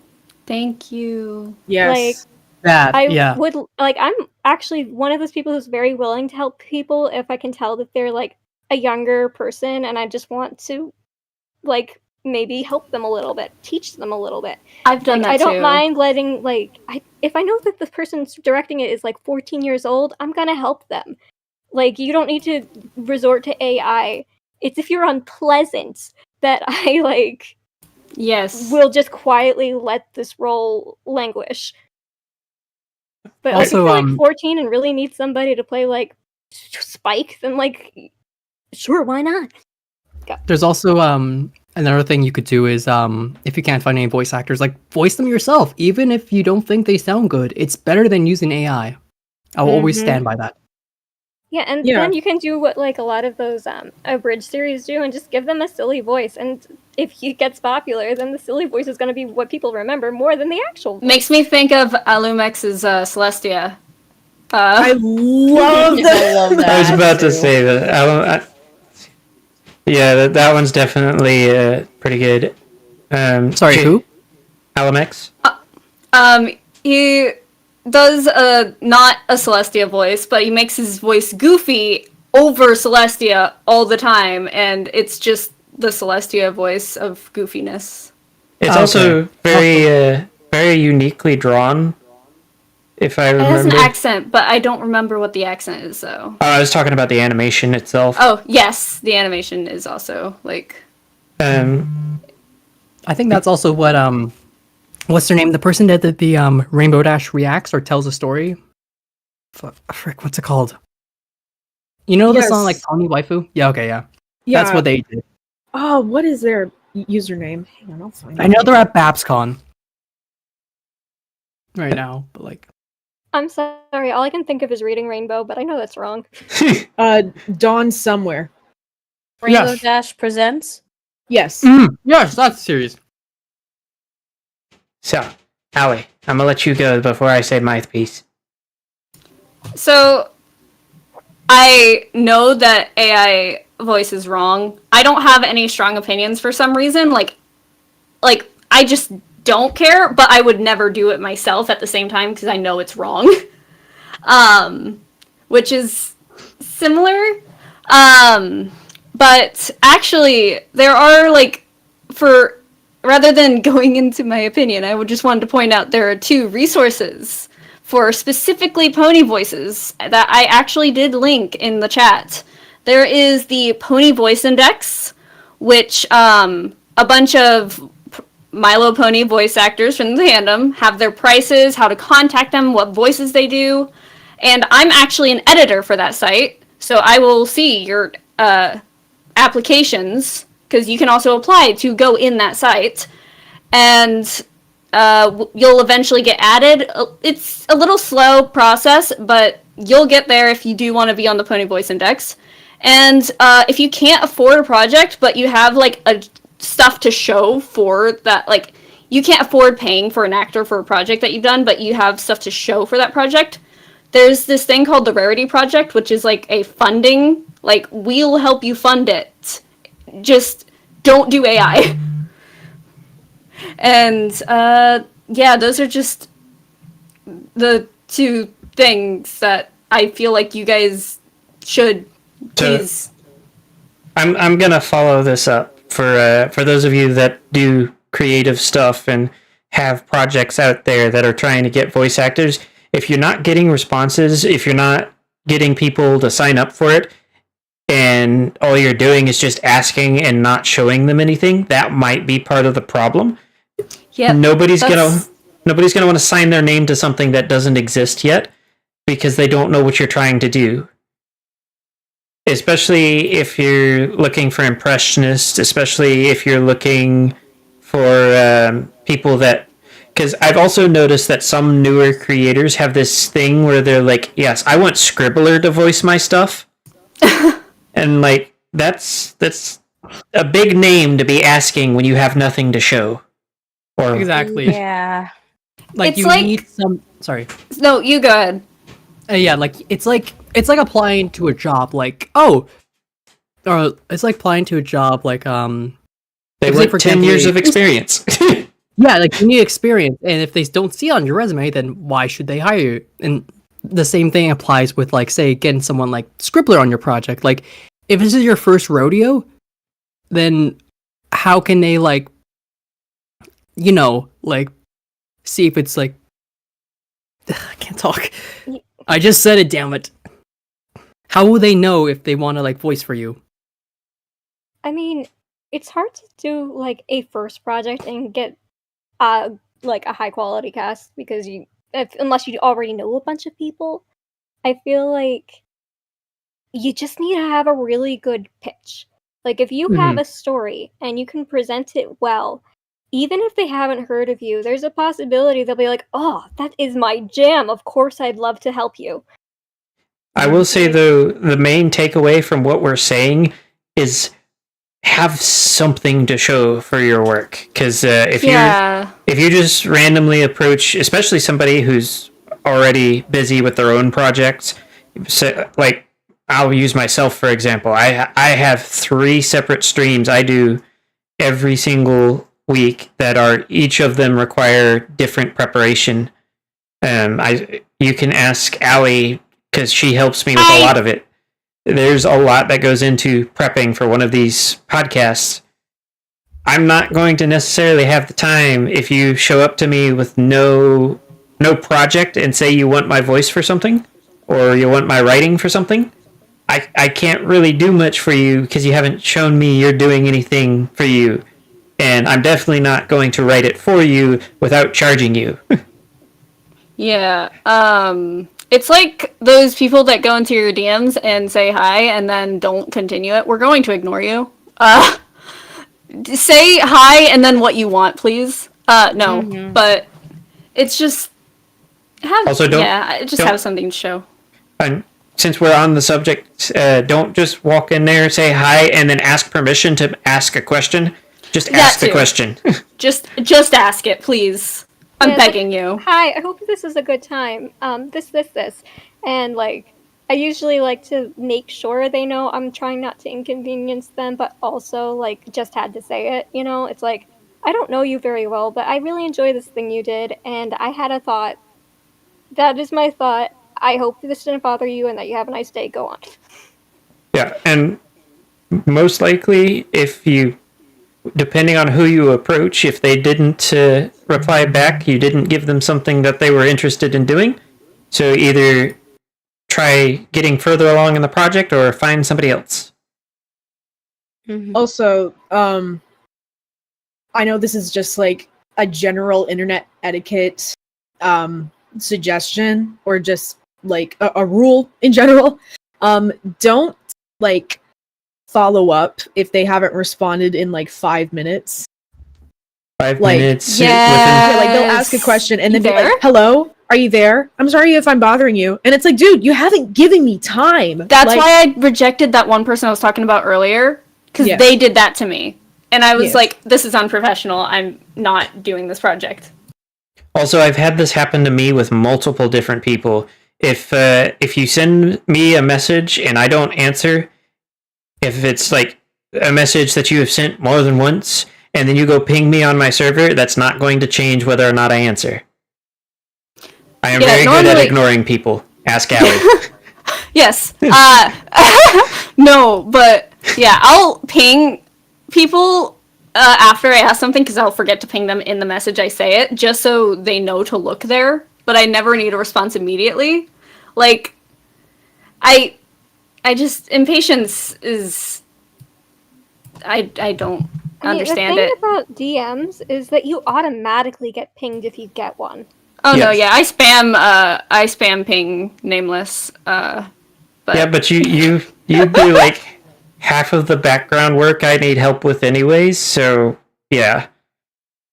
So I give permission. Know that they're okay with being spammed, like that's fine. But like if you're trying to like reach out to somebody new and then try to do that, like you're kind of giving off, and I hate to say this, desperate vibes.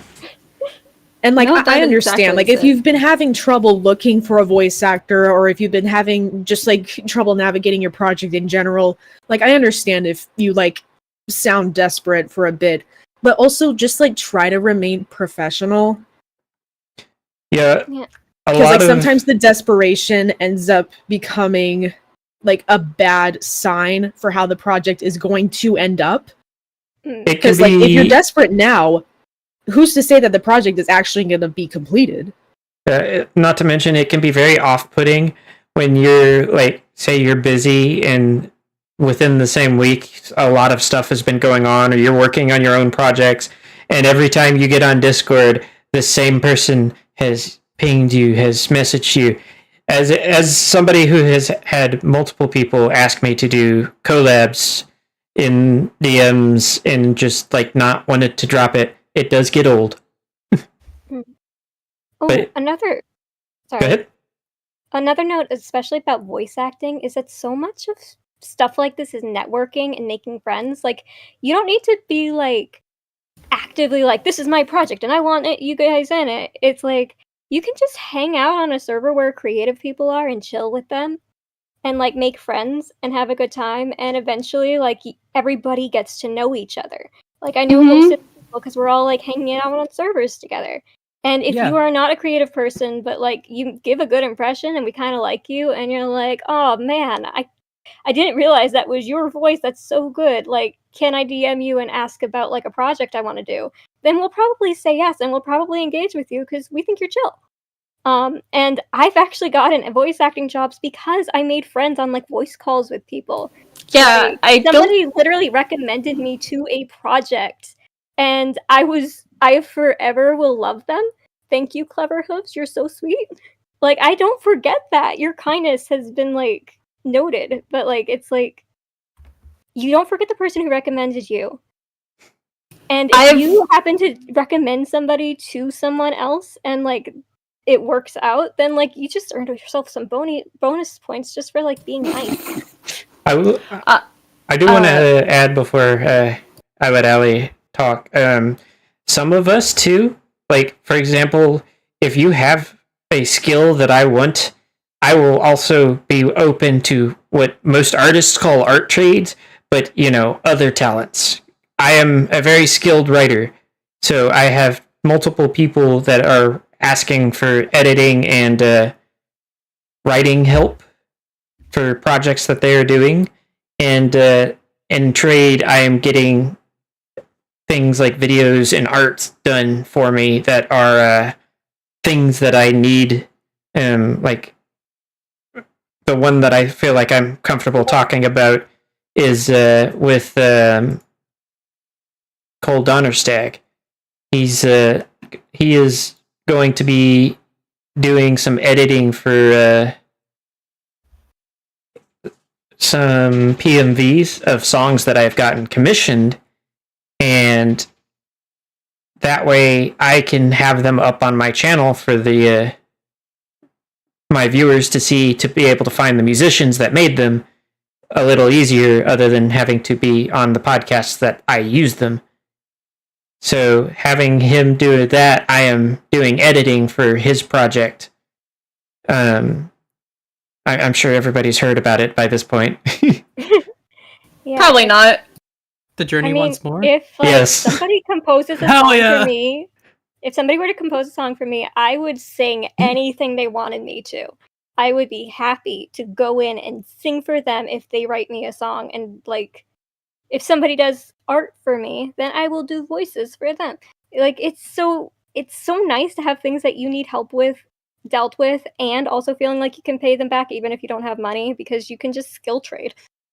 Yeah, I will make sure that that's actually what they want to do before you just send them. Don't just send them art and go, okay, I want a thing from you. No. Yeah, don't do that. Hey, Nameless, since I helped with the podcast, obviously you want to help me write this thing. No. But that was one thing I was going to get into, sort of, because Lullaby and I do have a project, and I felt like it was kind of on topic for something we said previously. I mean, sometimes your topic needs, like, a canon voice, and it is not what it normally is. That's a hard thing to find. You really got to get the voice actors out of their comfort zone. Mm-hmm. So I feel like that's not quite on topic for this, so maybe the next question will be closer. I'm sad Joe had to leave, but I'm gonna move on to the next question now that we've beaten this dead horse. Joe. Okay. Allie, by the way, you're kind of hot micing. Okay. Thank you. So I have noticed something as somebody who is not in the voice acting scene yet. That is a threat. By the way, I will be there eventually. I'm kidding, but Watch out, you're going to beat AI. But for what I have noticed, there is a very definite line on what is wanted, and I'm noticing. What would be your guys' like advice to people that are voice actors but not impressionists? Focus on the acting. Try. Oh, sorry. No, I was just like adding to the just generic, like you said focus on the acting and I said try. Like just And I guess I'll reiterate the thing of just play with what your voice can do, and if you're dynamic, then they'll want you anyways for any kind of bit part. anyways, you can continue, Gabby. Yeah, because like I said, that project, I know I should stop bringing it up, but there's a reason why I bring it up, because that project perfectly represents like what you shouldn't do, and like I said, don't focus on like and making sure like the character sounds like someone. focus on making it sound good and try to steal from you, Ali. Because it's like also if like you're not trying at all, then why should everyone else try? Because it's like if you're trying and everyone else can feel that, then it makes them passionate about like getting the project done. But yeah, I'm gonna shut up now. I'm gonna pick on Rebon because she's been quietly sitting in the corner over there. I guess I would just reiterate what what I mentioned before, like everybody else has, I think. Which is I kind of had a feeling, but I wanted to see if there was any differences.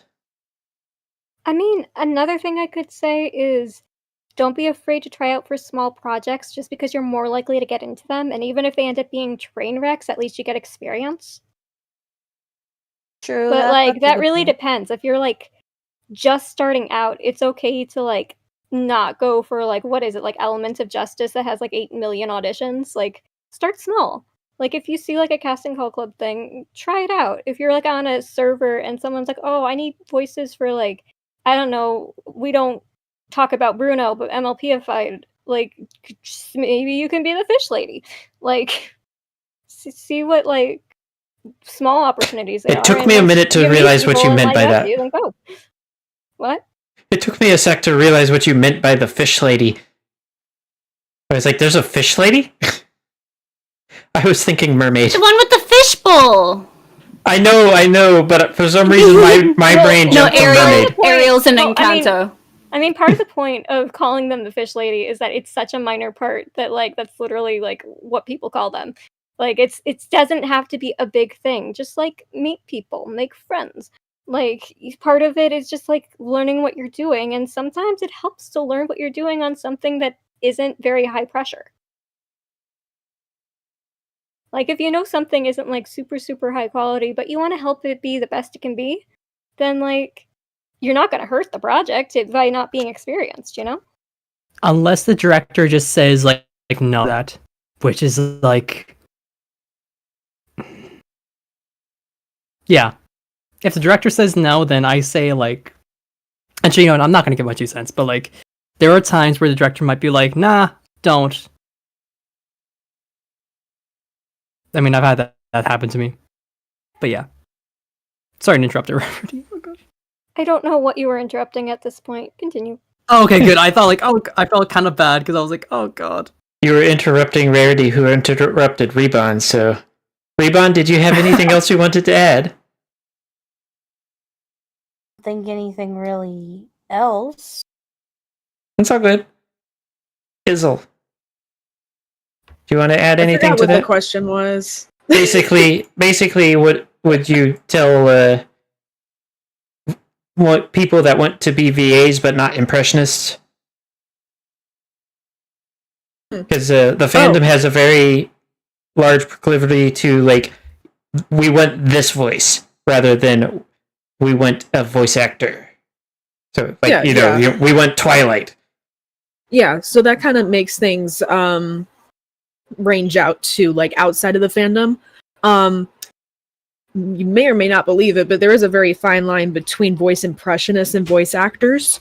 I've met a lot of voice impressionists. Like, if they're asked to just, like, make up a voice for, like, this voiceless character, they just can't do it. They're like, I don't know, like, I just can't do it, man. And it's like, okay, all right. But voice actors, like, they have to have that skill developed where they can, like, make a voice just by a small description.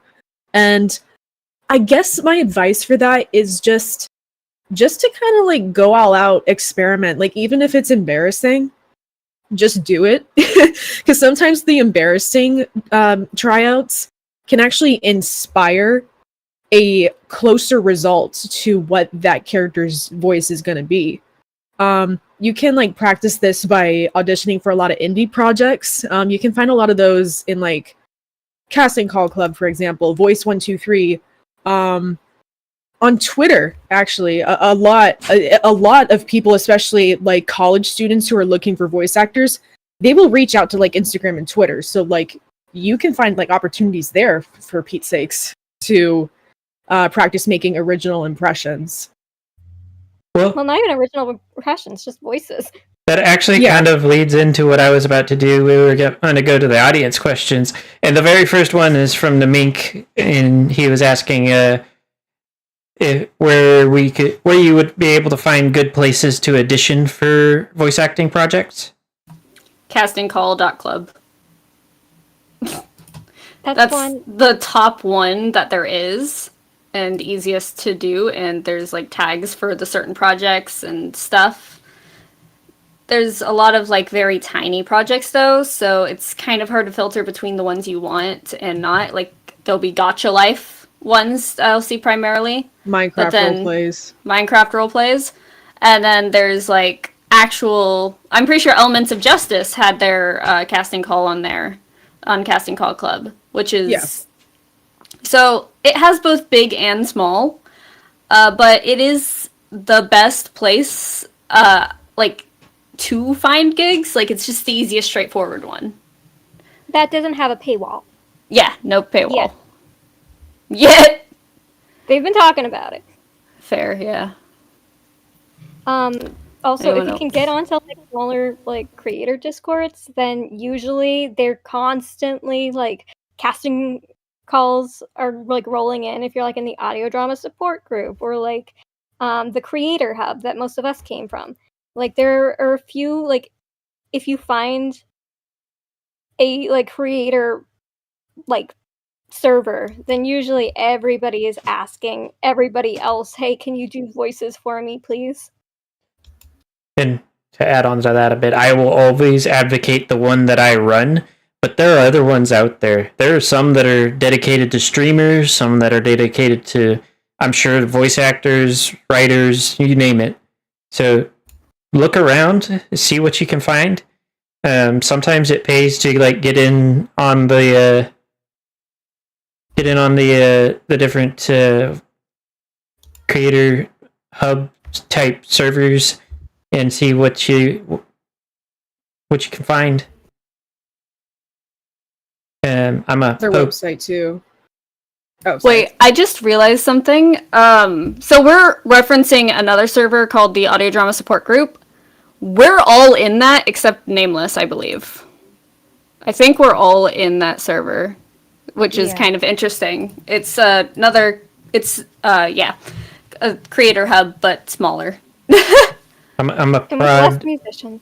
I'm a prod. Rebon and Gabby. See if they have any that they want to contribute.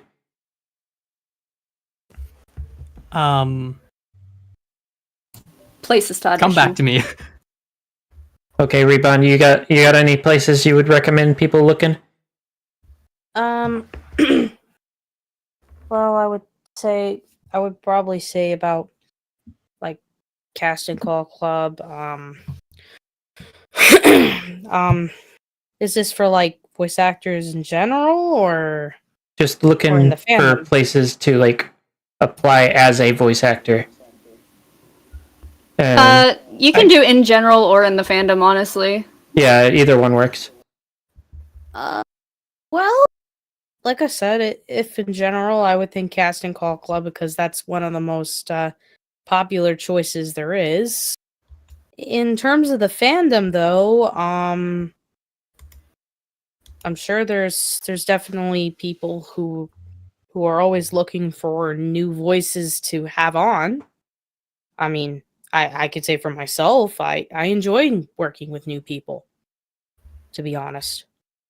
And and I'm sure, with cases like Scribbler or anything like that, or anybody else, any of my other colleagues who have casting calls open, that would be probably a good place to start. At least try. Which I think Yeah. Allie already said multiple times already. Try. No. I forgot the most important one. I was going. Wait, are we? Did you think? Yeah, I was going to go back to that. If you're mainly a singer, though, a singing impressionist, Smule is a great platform. And a great gateway drug to all the other ones. Mm-hmm. All the Smule singers know all of the like general voice actors, and they can hook you up with the right servers. Exactly. Speaking of which, if you think you're a cool person who's a pretty cool brony creator, hit up Nameless. Anyways, no.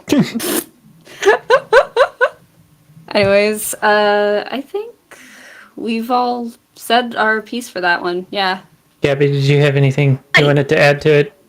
Oh, yeah. I guess besides, I feel like everyone else got like said it perfectly where to find them, but I guess another one would just be like, just look on YouTube. That is People will true. sometimes, Oh, like, yeah. videos be like, oh hey, I need cast. Hey, I'm having a casting call for this. I'm looking for voice actors for this, that, and this, that. And yeah, I think I've actually there, seen it was either Scribbler, Magpie, or the Lost Narrator. One of those three. They've probably all done it, I know that They've all done Scribbler it. has one that's currently open, and I think ends tonight. So get your auditions in for their Halloween special, I guess. I just remembered, Gabby just made me remember this. When I first started out, I actually did, like, look up stuff on YouTube. I would literally put in the search bar, casting call, and I would sort by within the past month. And, yeah, filter out by the past month. And that is actually a really good way to find, gigs, too. So, very good suggestion, I guess. Okay, we're gonna move on. That's how I started out. We're gonna move on to the next question. Hey, there's one more website.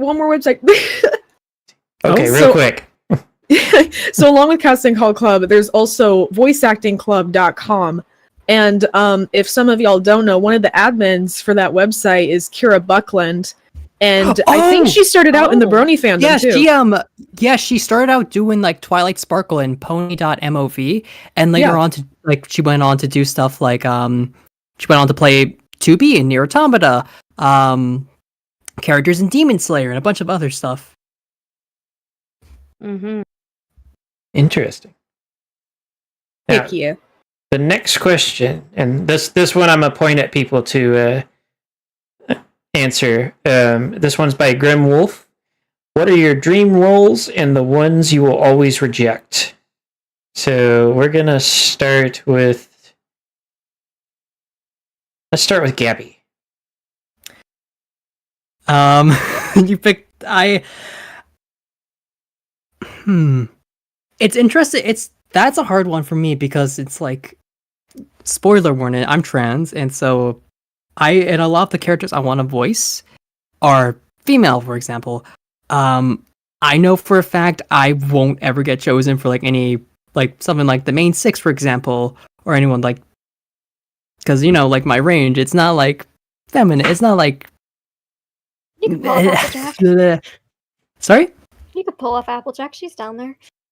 I was thinking that too. Honestly, kind of where my most of the best Applejack VAs I know are trans. Yeah. What's her name? I know we know the same one lullaby. It's Final. Yeah, Final. Oh, no backing. But yeah, there are people. We actually were in a group together where Lullaby was Rarity and this other person, Final, was Applejack, and Final is a trans female. And she gets cast as Applejack all the time. So. No Hacking is a good one as well. Yeah. No Hacking is good as well, though. The fandom voice of Vinyl Scratch. Yeah. Indeed. Although, like I was saying, like my range, it's very difficult. It's like I said, it's hard to do any of the main six. Besides, you said maybe Applejack, but like I don't think I can reach her. I will say it gets lower as the series goes on, so you can always be like post-series Applejack, whose voice is low and I guess, but like I will say, I don't know. I just want vocal surgery at this point. This question was not specific to the fandom, so like if there's just like a pipe dream role that you would like to have, that works for an answer as well. Oh, I guess if I had to choose one, it'd probably be the protagonist from Persona 3, because because he's this very like depressed motherfucker, and his voice is kind of like, okay, I'll go with never mind, like that, and like I feel like that's like my jam, like that voice. You know what I mean? Mm-hmm. And then the one that you would always reject. I don't know. Don't got one? Because that's a perfectly good answer too. Yeah, I don't know. Okay. I'm gonna pick on Rebound again. I'm not entirely sure, to be honest with you, for either of them. Okay. I mean, if you don't have, I feel like voice acting is a lot harder to have like that pipe dream role. Like maybe a project would be a little more like. Yeah. Because, like, each role is different. You can't exactly aim for being someone. And even if you want to be like Rarity or like Fluttershy or something, you'd have to want in something specific for it to be something that you never ever get, you know?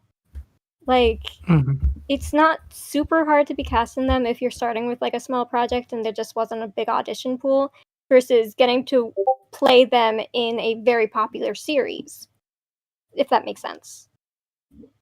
Okay. Like, it's harder to have like a pipe dream when like so many people need the same characters over and over again that you have like a higher probability of actually getting one eventually. Mm-hmm. Sorry for interrupting. Continue. Yeah. I was gonna say, who was interrupted again? I think Rebound just didn't have one to say. I think that's what it was. So we were making excuses for that. Izzle, do you have one on either end?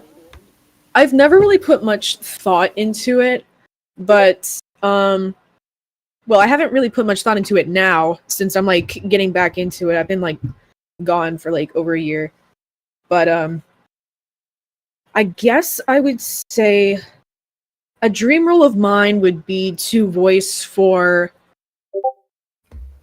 a big animator, I guess.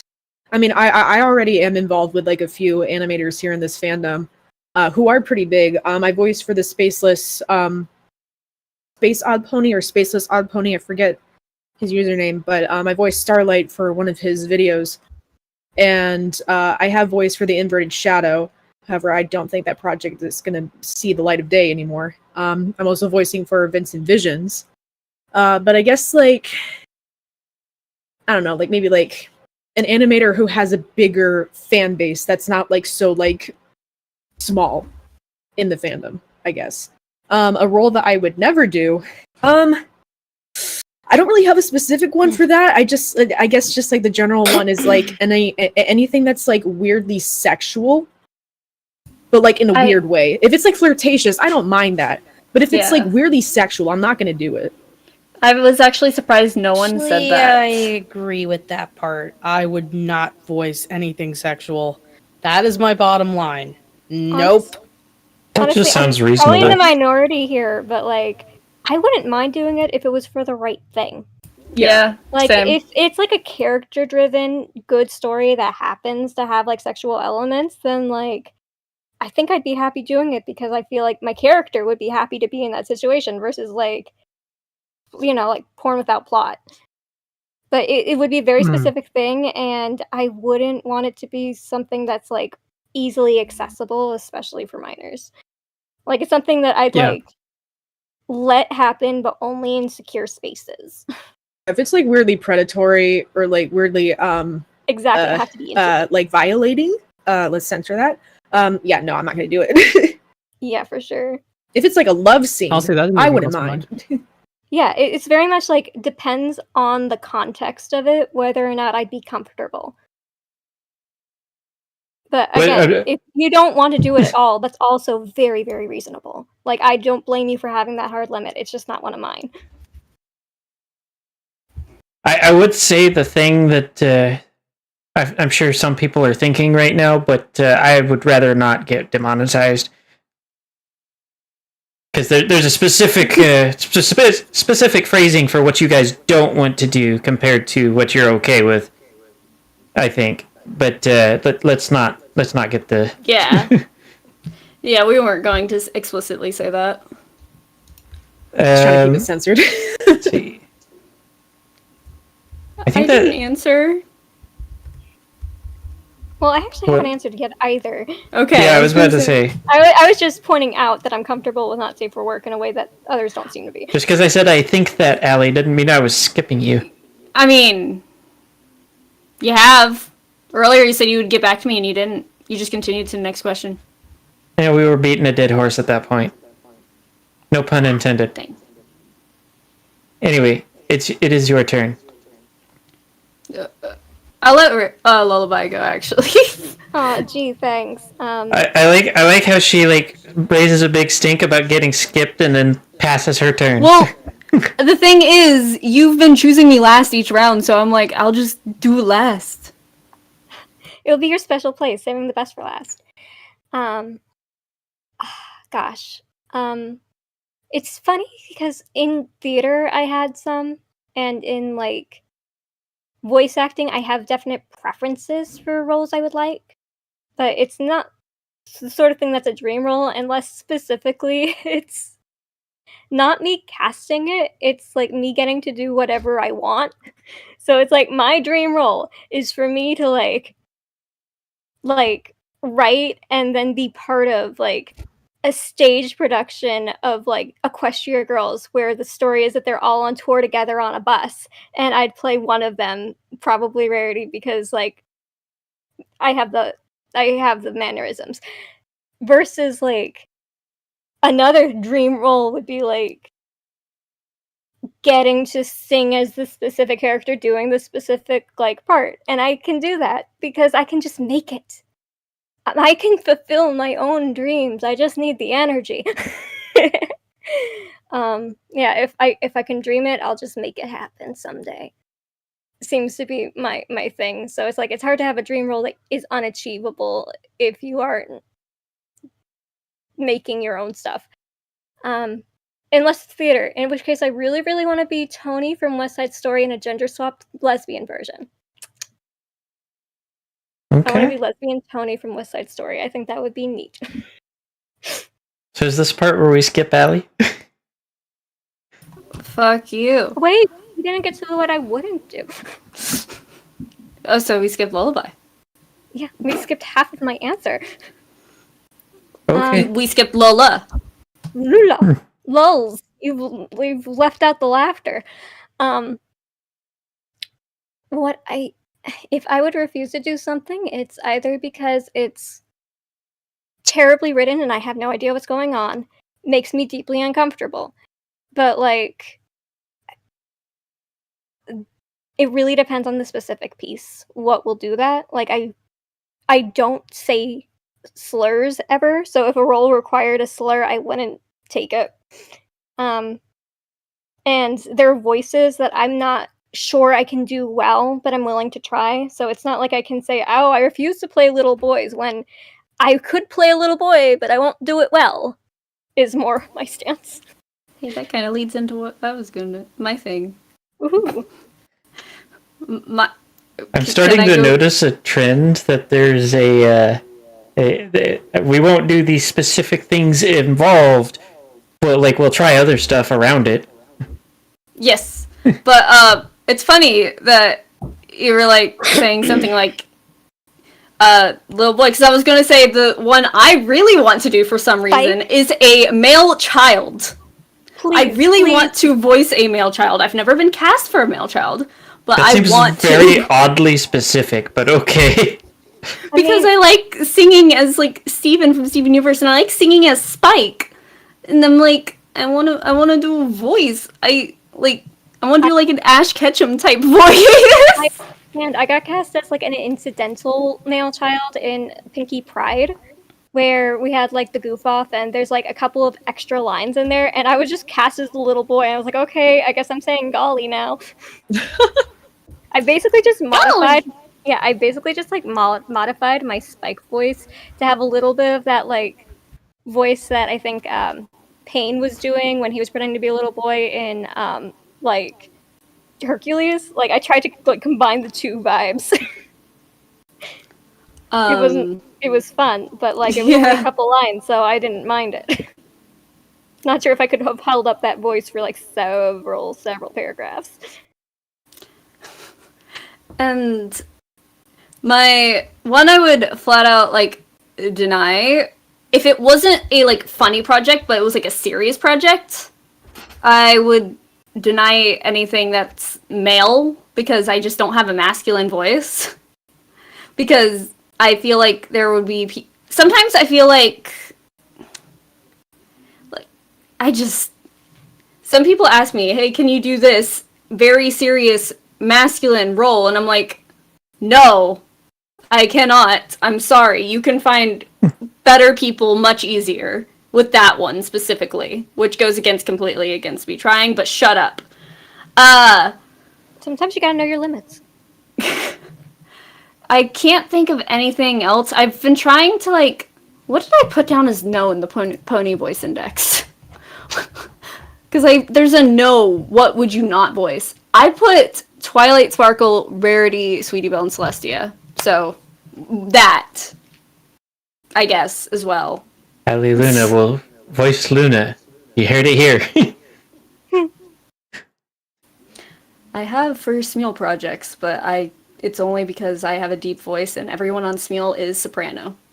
A baby. Yes. Who will eventually not be soprano, but they're not there yet. One day. Just not now.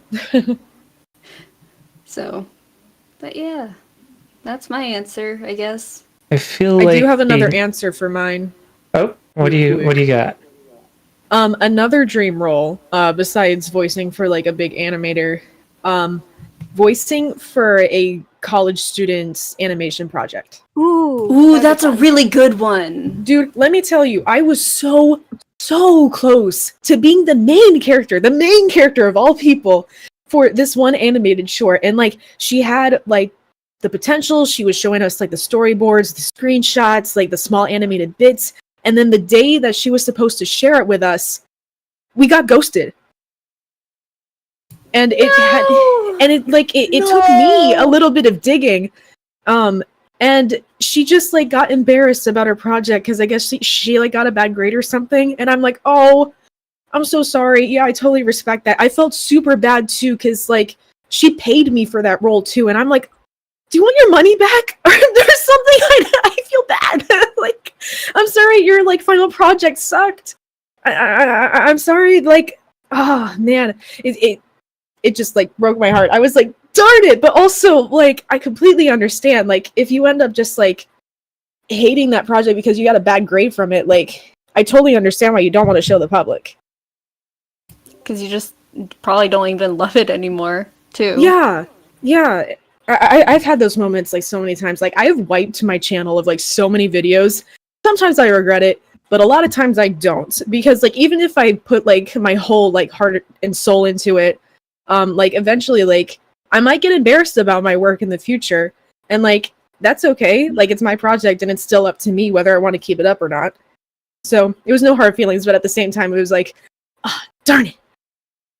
Someday, but not today. But yeah, that's another dream role I would want. I'm sorry, Izzle, every time you've answered this question, my first thought is you want to be on like what was it? Either Murder Robots or like Amazing Digital Circus. Something like that. That would be really cool, actually. That would be like really fun because I do like follow those projects. I follow like so many like ARGs, analog horror, and then like original animation series, like down to the T. There's some really good ones out there now. Like I've noticed there's kind of been a boom in like animated projects like that. Yes, I'm loving it. If I ever had the opportunity to do it, I would 100% do it. slight aside, Ali, I'm not remembering the schedule per se. Animators are next, right? Isn't that what I set up? Yes, they are. Yes, because Okay. I just put the call out for that. Okay. Yeah, so if you guys want to see some of the animators doing cool animated projects on the Pony side, don't forget to like, comment, subscribe, and ring the notification bell. Next question. Oh, shush. Next question, I think it was by Adir, but it was pretty much already covered with the, what would you recommend to new voice actors? So we're going to go ahead. Let me read over.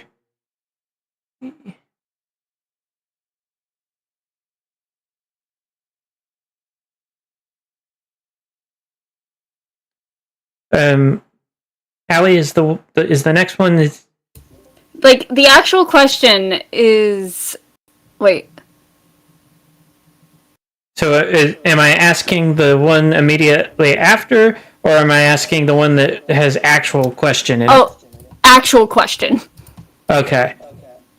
So Wushi asked, have any of you ever tried to do any accents from any pony or character you voice as? Oh yeah. That's why I put the me asking for clarification, because I did not know how to word this one. The clarification they give, Ali asked them, do you mean impression, but with an accent, like British apple bloom? So... They said something like that. Yeah. But... I mean, it wasn't for a specific project, but I was reading a fanfic once where they inexplicably decided to make Rarity Russian, so I was reading it aloud to myself. I was just doing Russian Rarity the entire time, and it was a delight. And for our project, Allie, yes. A couple of the characters have slightly different accents in it because of backstory changes. So it's going to be a fun challenge for whatever VA gets that role to figure out how to they're going to make it so they're still recognizable, but that the accent shift still feels in character. I will explicitly say who this is. You know that backstory for Applejack where she's in Manhattan? But imagine she stayed in Manhattan. And her accent shifted over time, so she may have been a child who had the country accent functionally beaten out of her. Yes, so essentially Applejack, but I kind of imagine more like a Southern Belle. I was thinking you were gonna have Applejack, but it's stereotypical Brooklyn accent. No, she was raised by the posh people. Tragically, it's part of her trauma. But part of the idea is that probably the Manhattan oranges most likely are from somewhere southern too, given the original source of where oranges are. So most likely they'd still maintain a fancy but more southern accent. So Applejack would be 100% a New Yorker, but it would be kind of like if you start with Applejack talking like this, it would be more like if she was constantly talking like Apple Jewel, and you constantly be higher up and a little bit more dainty. But the problem is that her voice still deepened, so she didn't know what to do with it. You gotta find an Applejack willing to do that for an extended period of time. Which will be difficult. If we don't find her, I guess I have to do it because I just sampled it so well. Yes. Would it be You'll be Granny voice? Smith and her. What was that, Izzle? Oh, sorry. I was thinking, would it be one of those voices that you see from one of those really flirtatious women that you meet at the bar? It's just oh, it's simply divine or something like that. It's supposed to be more of the fancy end of it, so it's more I'm a debutante and I just went to my first cotillion. Okay, got you. It's dainty. It's it's kind of Rarity's manufactured accent intensely makes her light and airy and open, and it's part of what makes it feel so sophisticated. Hey, Rarity? What? Can we let Ribonchan try whatever she was going to say? I didn't hear it. I'm sorry. I don't know. I was just commenting on the Southern Belle thing. Well, go ahead. Yeah. Do it. We're going to put you on the spot. Again. Okay. All right. Sorry, I'm just trying to get myself out of being a little.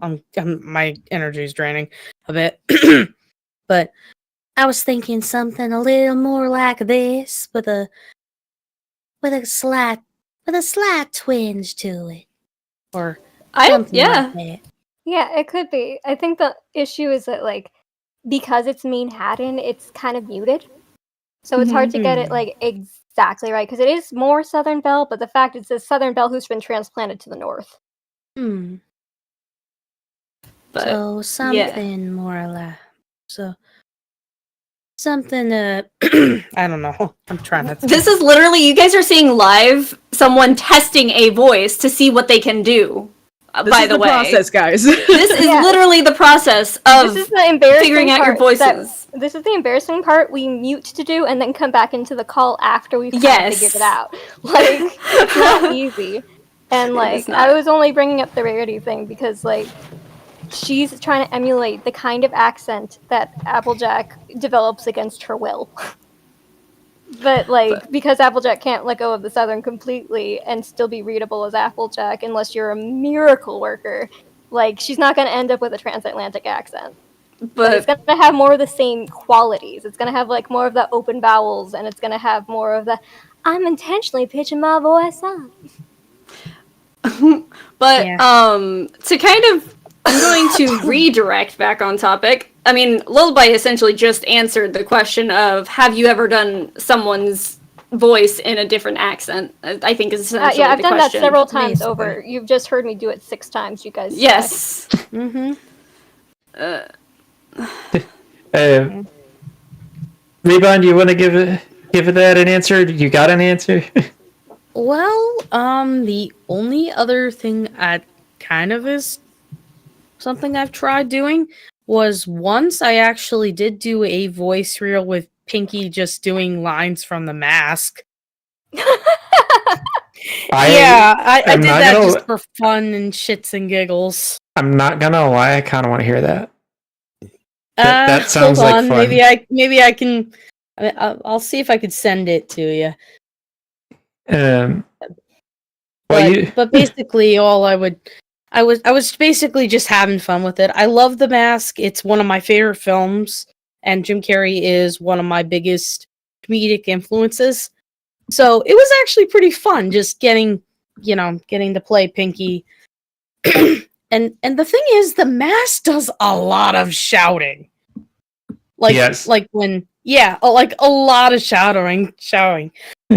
I cannot talk today. I am sorry. Don't worry, it's the voice actor one. It's been afflicting everyone. Yes, indeed. But yes, basically that's what I would be doing for a good chunk of the time. Gabby, I'll let you go next. I can't do any. Perfectly acceptable answer. I was gonna say, they literally have said they're mainly a narrator. I don't think she'll, like... I understand, but I'm a voice actor. I mean... I know. I understand, I'm just giving opportunities to answer. I know. Izzle, you got any? I am particularly known to get casted as, like, background characters, but, adding accents. I know I voiced Daisy once, but I didn't really give her an accent. But I wouldn't call this an accent. I would more like say that I'm just trying to like add like some kind of like it sounds wrong, but speech impediment to my impression of Derpy. Because whenever I talk like Dorpy, I kind of like mess up the vowels a little bit whenever she's talking. No, not like that. I don't know where that accent came from. Hang on. Well, you heard it live. No! I think the word you're looking for is like affect or a list. Actually, or I guess to Yeah. What was that, Reuben? Well, I was gonna say to add on to it because I don't think I properly said which part of the mask reel that had the the different accent to it, because I don't know how many of you have seen The Mask, but there is this scene where he's trying to be where he has the French accent going, and he's going like, "Hello, mon chéri, we meet again. Is it fate? Is it meant to be? Is it written in the stars that we are destined to fraternize?" No, say it is Pinky. I mean, I'll I'll try. My voice is a little tired, but I'll try. Hello. Excuse me. What the hell's going on with my Would voice? Rainbow Dash be easier? That, it's funny because in one of my old blooper reels, I tried to do Pinky late at night and it came up as Rainbow Dash, and I was like, "Oh, Rainbow Dash, fuck." Yeah, Rainbow just seems to come out of nowhere. I'm completely not wanted. Shh, you're still loved. Hello, mon chéri. We meet again. Oh, fuck. Damn it. That doesn't sound right either. Damn it. It's fine. I'm exhausted. It's perfectly understandable. We'll go ahead and do the next question. I see the next two questions are Cup. Cup likes to ask questions. We appreciate her. It gives us questions to answer. Let's see. So, aside from doing character voices, what is your favorite type of character you like doing, or accents you enjoy the most? Male child. Male child. Male child. Are you okay over there, Allie? No. We need to... Go ahead. Sorry. For me, well, even though I haven't gotten a chance to play one, it's just the really over-the-top characters, like theater kid energy vibe. That is like... Because, like, even like when Like I'm a like, male say... child. Excuse me? Like Ignore a male her. child. Ignore her. Like a male Fuck. Technically you're not wrong, but like, cause like sometimes I practice that, and it's just so much fun to play into, like if I say like you don't, but like, fuck, I can't talk. Like it's just a lot of fun to like give that energy off, like, you know what I mean, like release it, and it's like go nuts with it. That makes a lot of sense. And yeah. Especially since, as a DM, when I do my voice acting bits that I do for my party, it's always the imperious villain, especially the ones that get angry. I love doing that, but not quite a voice actor like y'all, so... Well, I'm not a voice actor. Well, you're closer than I am. Denial. Izzle.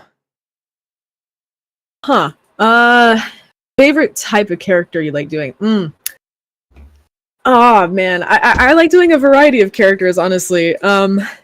Like the easiest roles for me is Arya, because I only have to like drop down an octave and like make my voice a little bit more gravelly. But I do like voicing energetic characters. Especially like characters that like I have to like put a lot of energy into.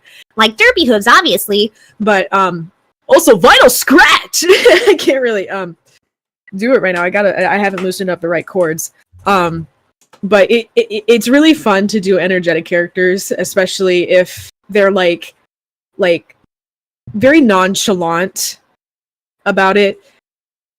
How do I explain it? There's like a certain word, it's on the tip of my tongue. Nah, I forget. But yeah, I guess that would be my go-to. Just like characters that I can like be energetic with, but also be like nonchalant with. Just characters that have like a very big range of like how they talk, basically, instead of like a very like monotone character. I can't stand doing monotone characters. So you can't be Mod, for example? No. And I have tried. I just can't do it. I can't stand doing it.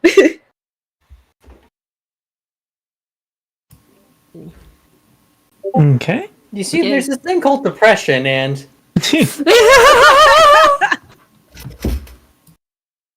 Can't voice a depressed character, okay? Just it's out of that range. Rebon, you got a favorite character type? I can't remember. This is very similar to like the last 3 questions, so I don't remember if I've actually asked you yet.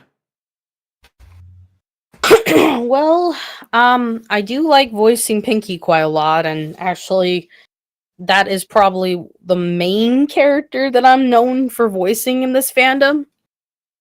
But besides voicing Rainbow Dash mostly, I mean, I find it I do find myself actually liking to voice RD more and more sometimes, is because it's easier for me to do, my natural voice. Because when you're talking like Pinkie Pie, you're talking in a really high-pitched voice like this the whole time. And, it tires your voice out. I mean, I love voicing Pinky. It just takes a lot out of you sometimes. So Would you prefer the kind of voices that feel more natural for you? Not saying that. I mean, I love voicing Pinky. Pinky's my favorite pony. But, as far as characters to my natural voice, well, I mean, I've done Applejack once or twice, and Fluttershy, which I kind of do a little bit. Except it's more like this, and I don't know if this is the exact way I'm supposed to do it. I mean, you got pretty close, so it sounded nice. Like this, yeah. It's a little more nasally, as you can see. Probably a little less like Pinky. I don't know. The I don't know is really good. I like that one.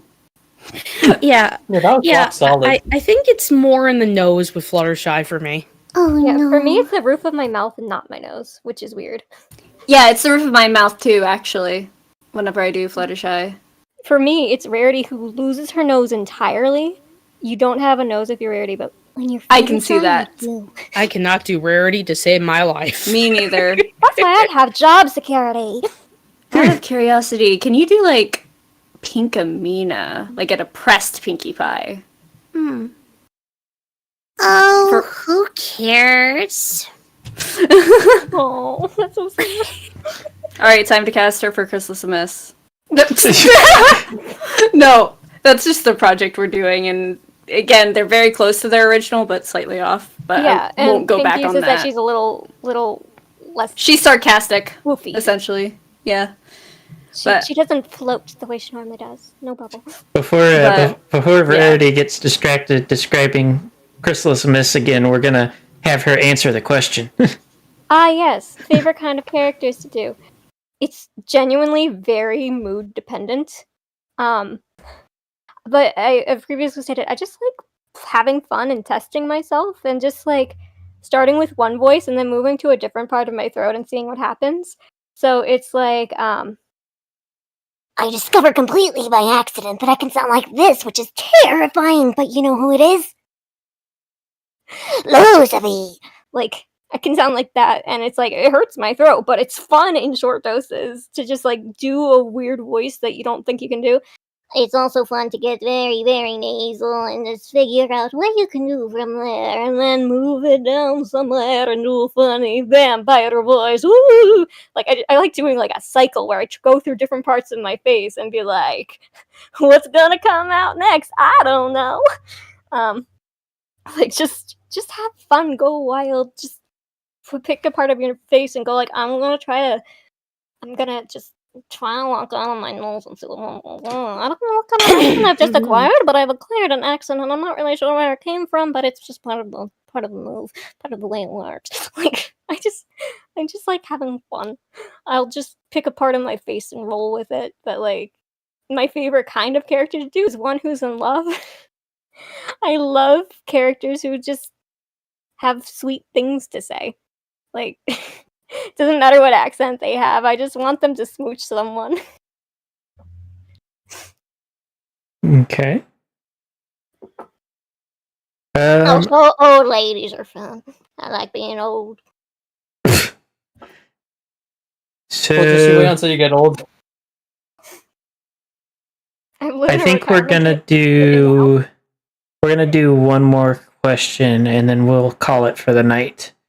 This one is from Wuxi. Have you ever had a character where you had to improvise or come up with your own take on what the said pony sounds like? This is for ponies who hardly ever spoke. Make your own voice for a character that's in the show, like Vinyl Scratch. Yeah, the kind of ponies that don't speak normally. I think Ribon had something, so. I mean, I haven't really experimented that much with it. Not particularly. I mean, the only other voice I've really tried doing outside of the main 6 was trying to do Derpy. But I think it sounded a little more like this, and I don't know if that's exactly how I'm still getting over a cold. I'm sorry. Yeah, regardless, that sounds like a lot different than my impression. Yeah, but I feel She like doesn't it's speak closer- much. Yeah. Yeah, well, She really doesn't. Voices she uses in the show, so a lot of people go on to fandom interpretations. But like, I find when I try to do Derpy, it's hard to not have her sound a little bit like Fluttershy, and I'm not really sure why that is. Yeah, I know 2 different voices for Derpy from the show, so I feel like that one. Too. Yeah, which personally I actually really liked the first one, but that's just me. Anywho, we're gonna do Allie next.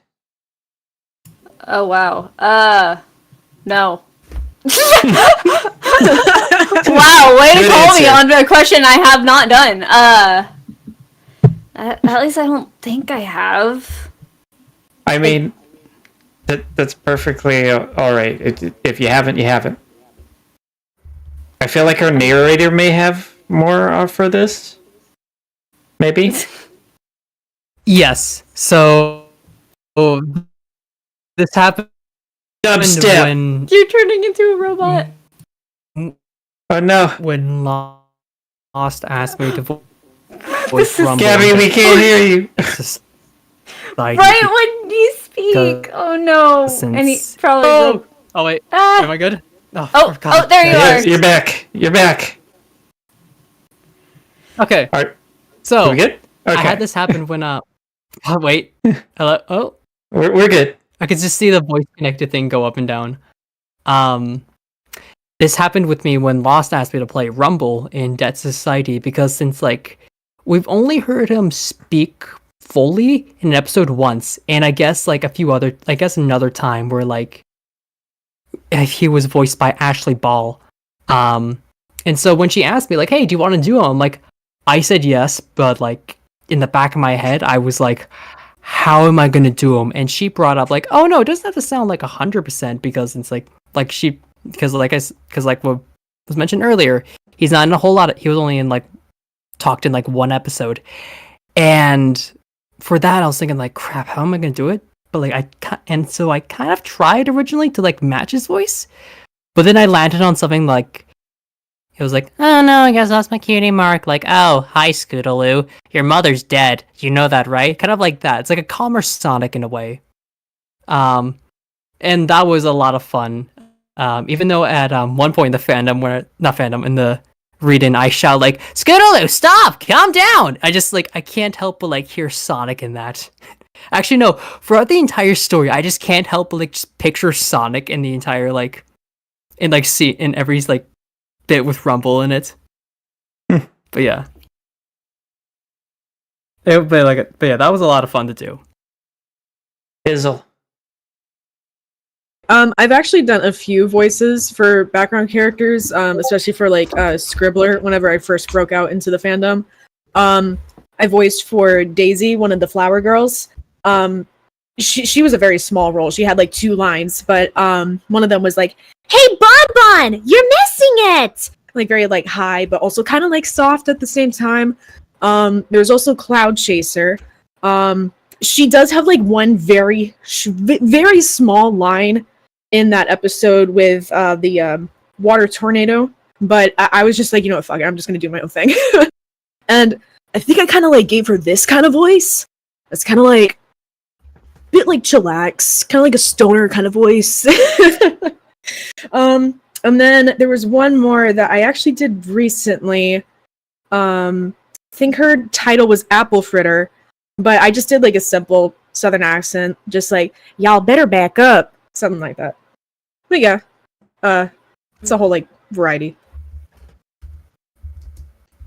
Okay, and ready. Oh, I forgot I was supposed to answer. Okay, so I've had to voice various background characters. A lot of the times they aren't actually like established background characters so much as like OCs that people just popped in as like side and extras. So I've had to do stuff like that before too. I did one for the Enchanted Library. Someone's doing like a new audio drama version of it that's like very heavily narrated. But the point is that there was like a character who I had to make up a voice for, and I just kind of did what felt natural. I had like recently voiced Pinky, so it ended up just like being in that high, like cutesy kind of realm. And then I had another character later who was supposed to be like an Applejack ancestor kind of thing. So I did it with like a relatively like muted Southern accent to imply that it could one day become a Southern accent.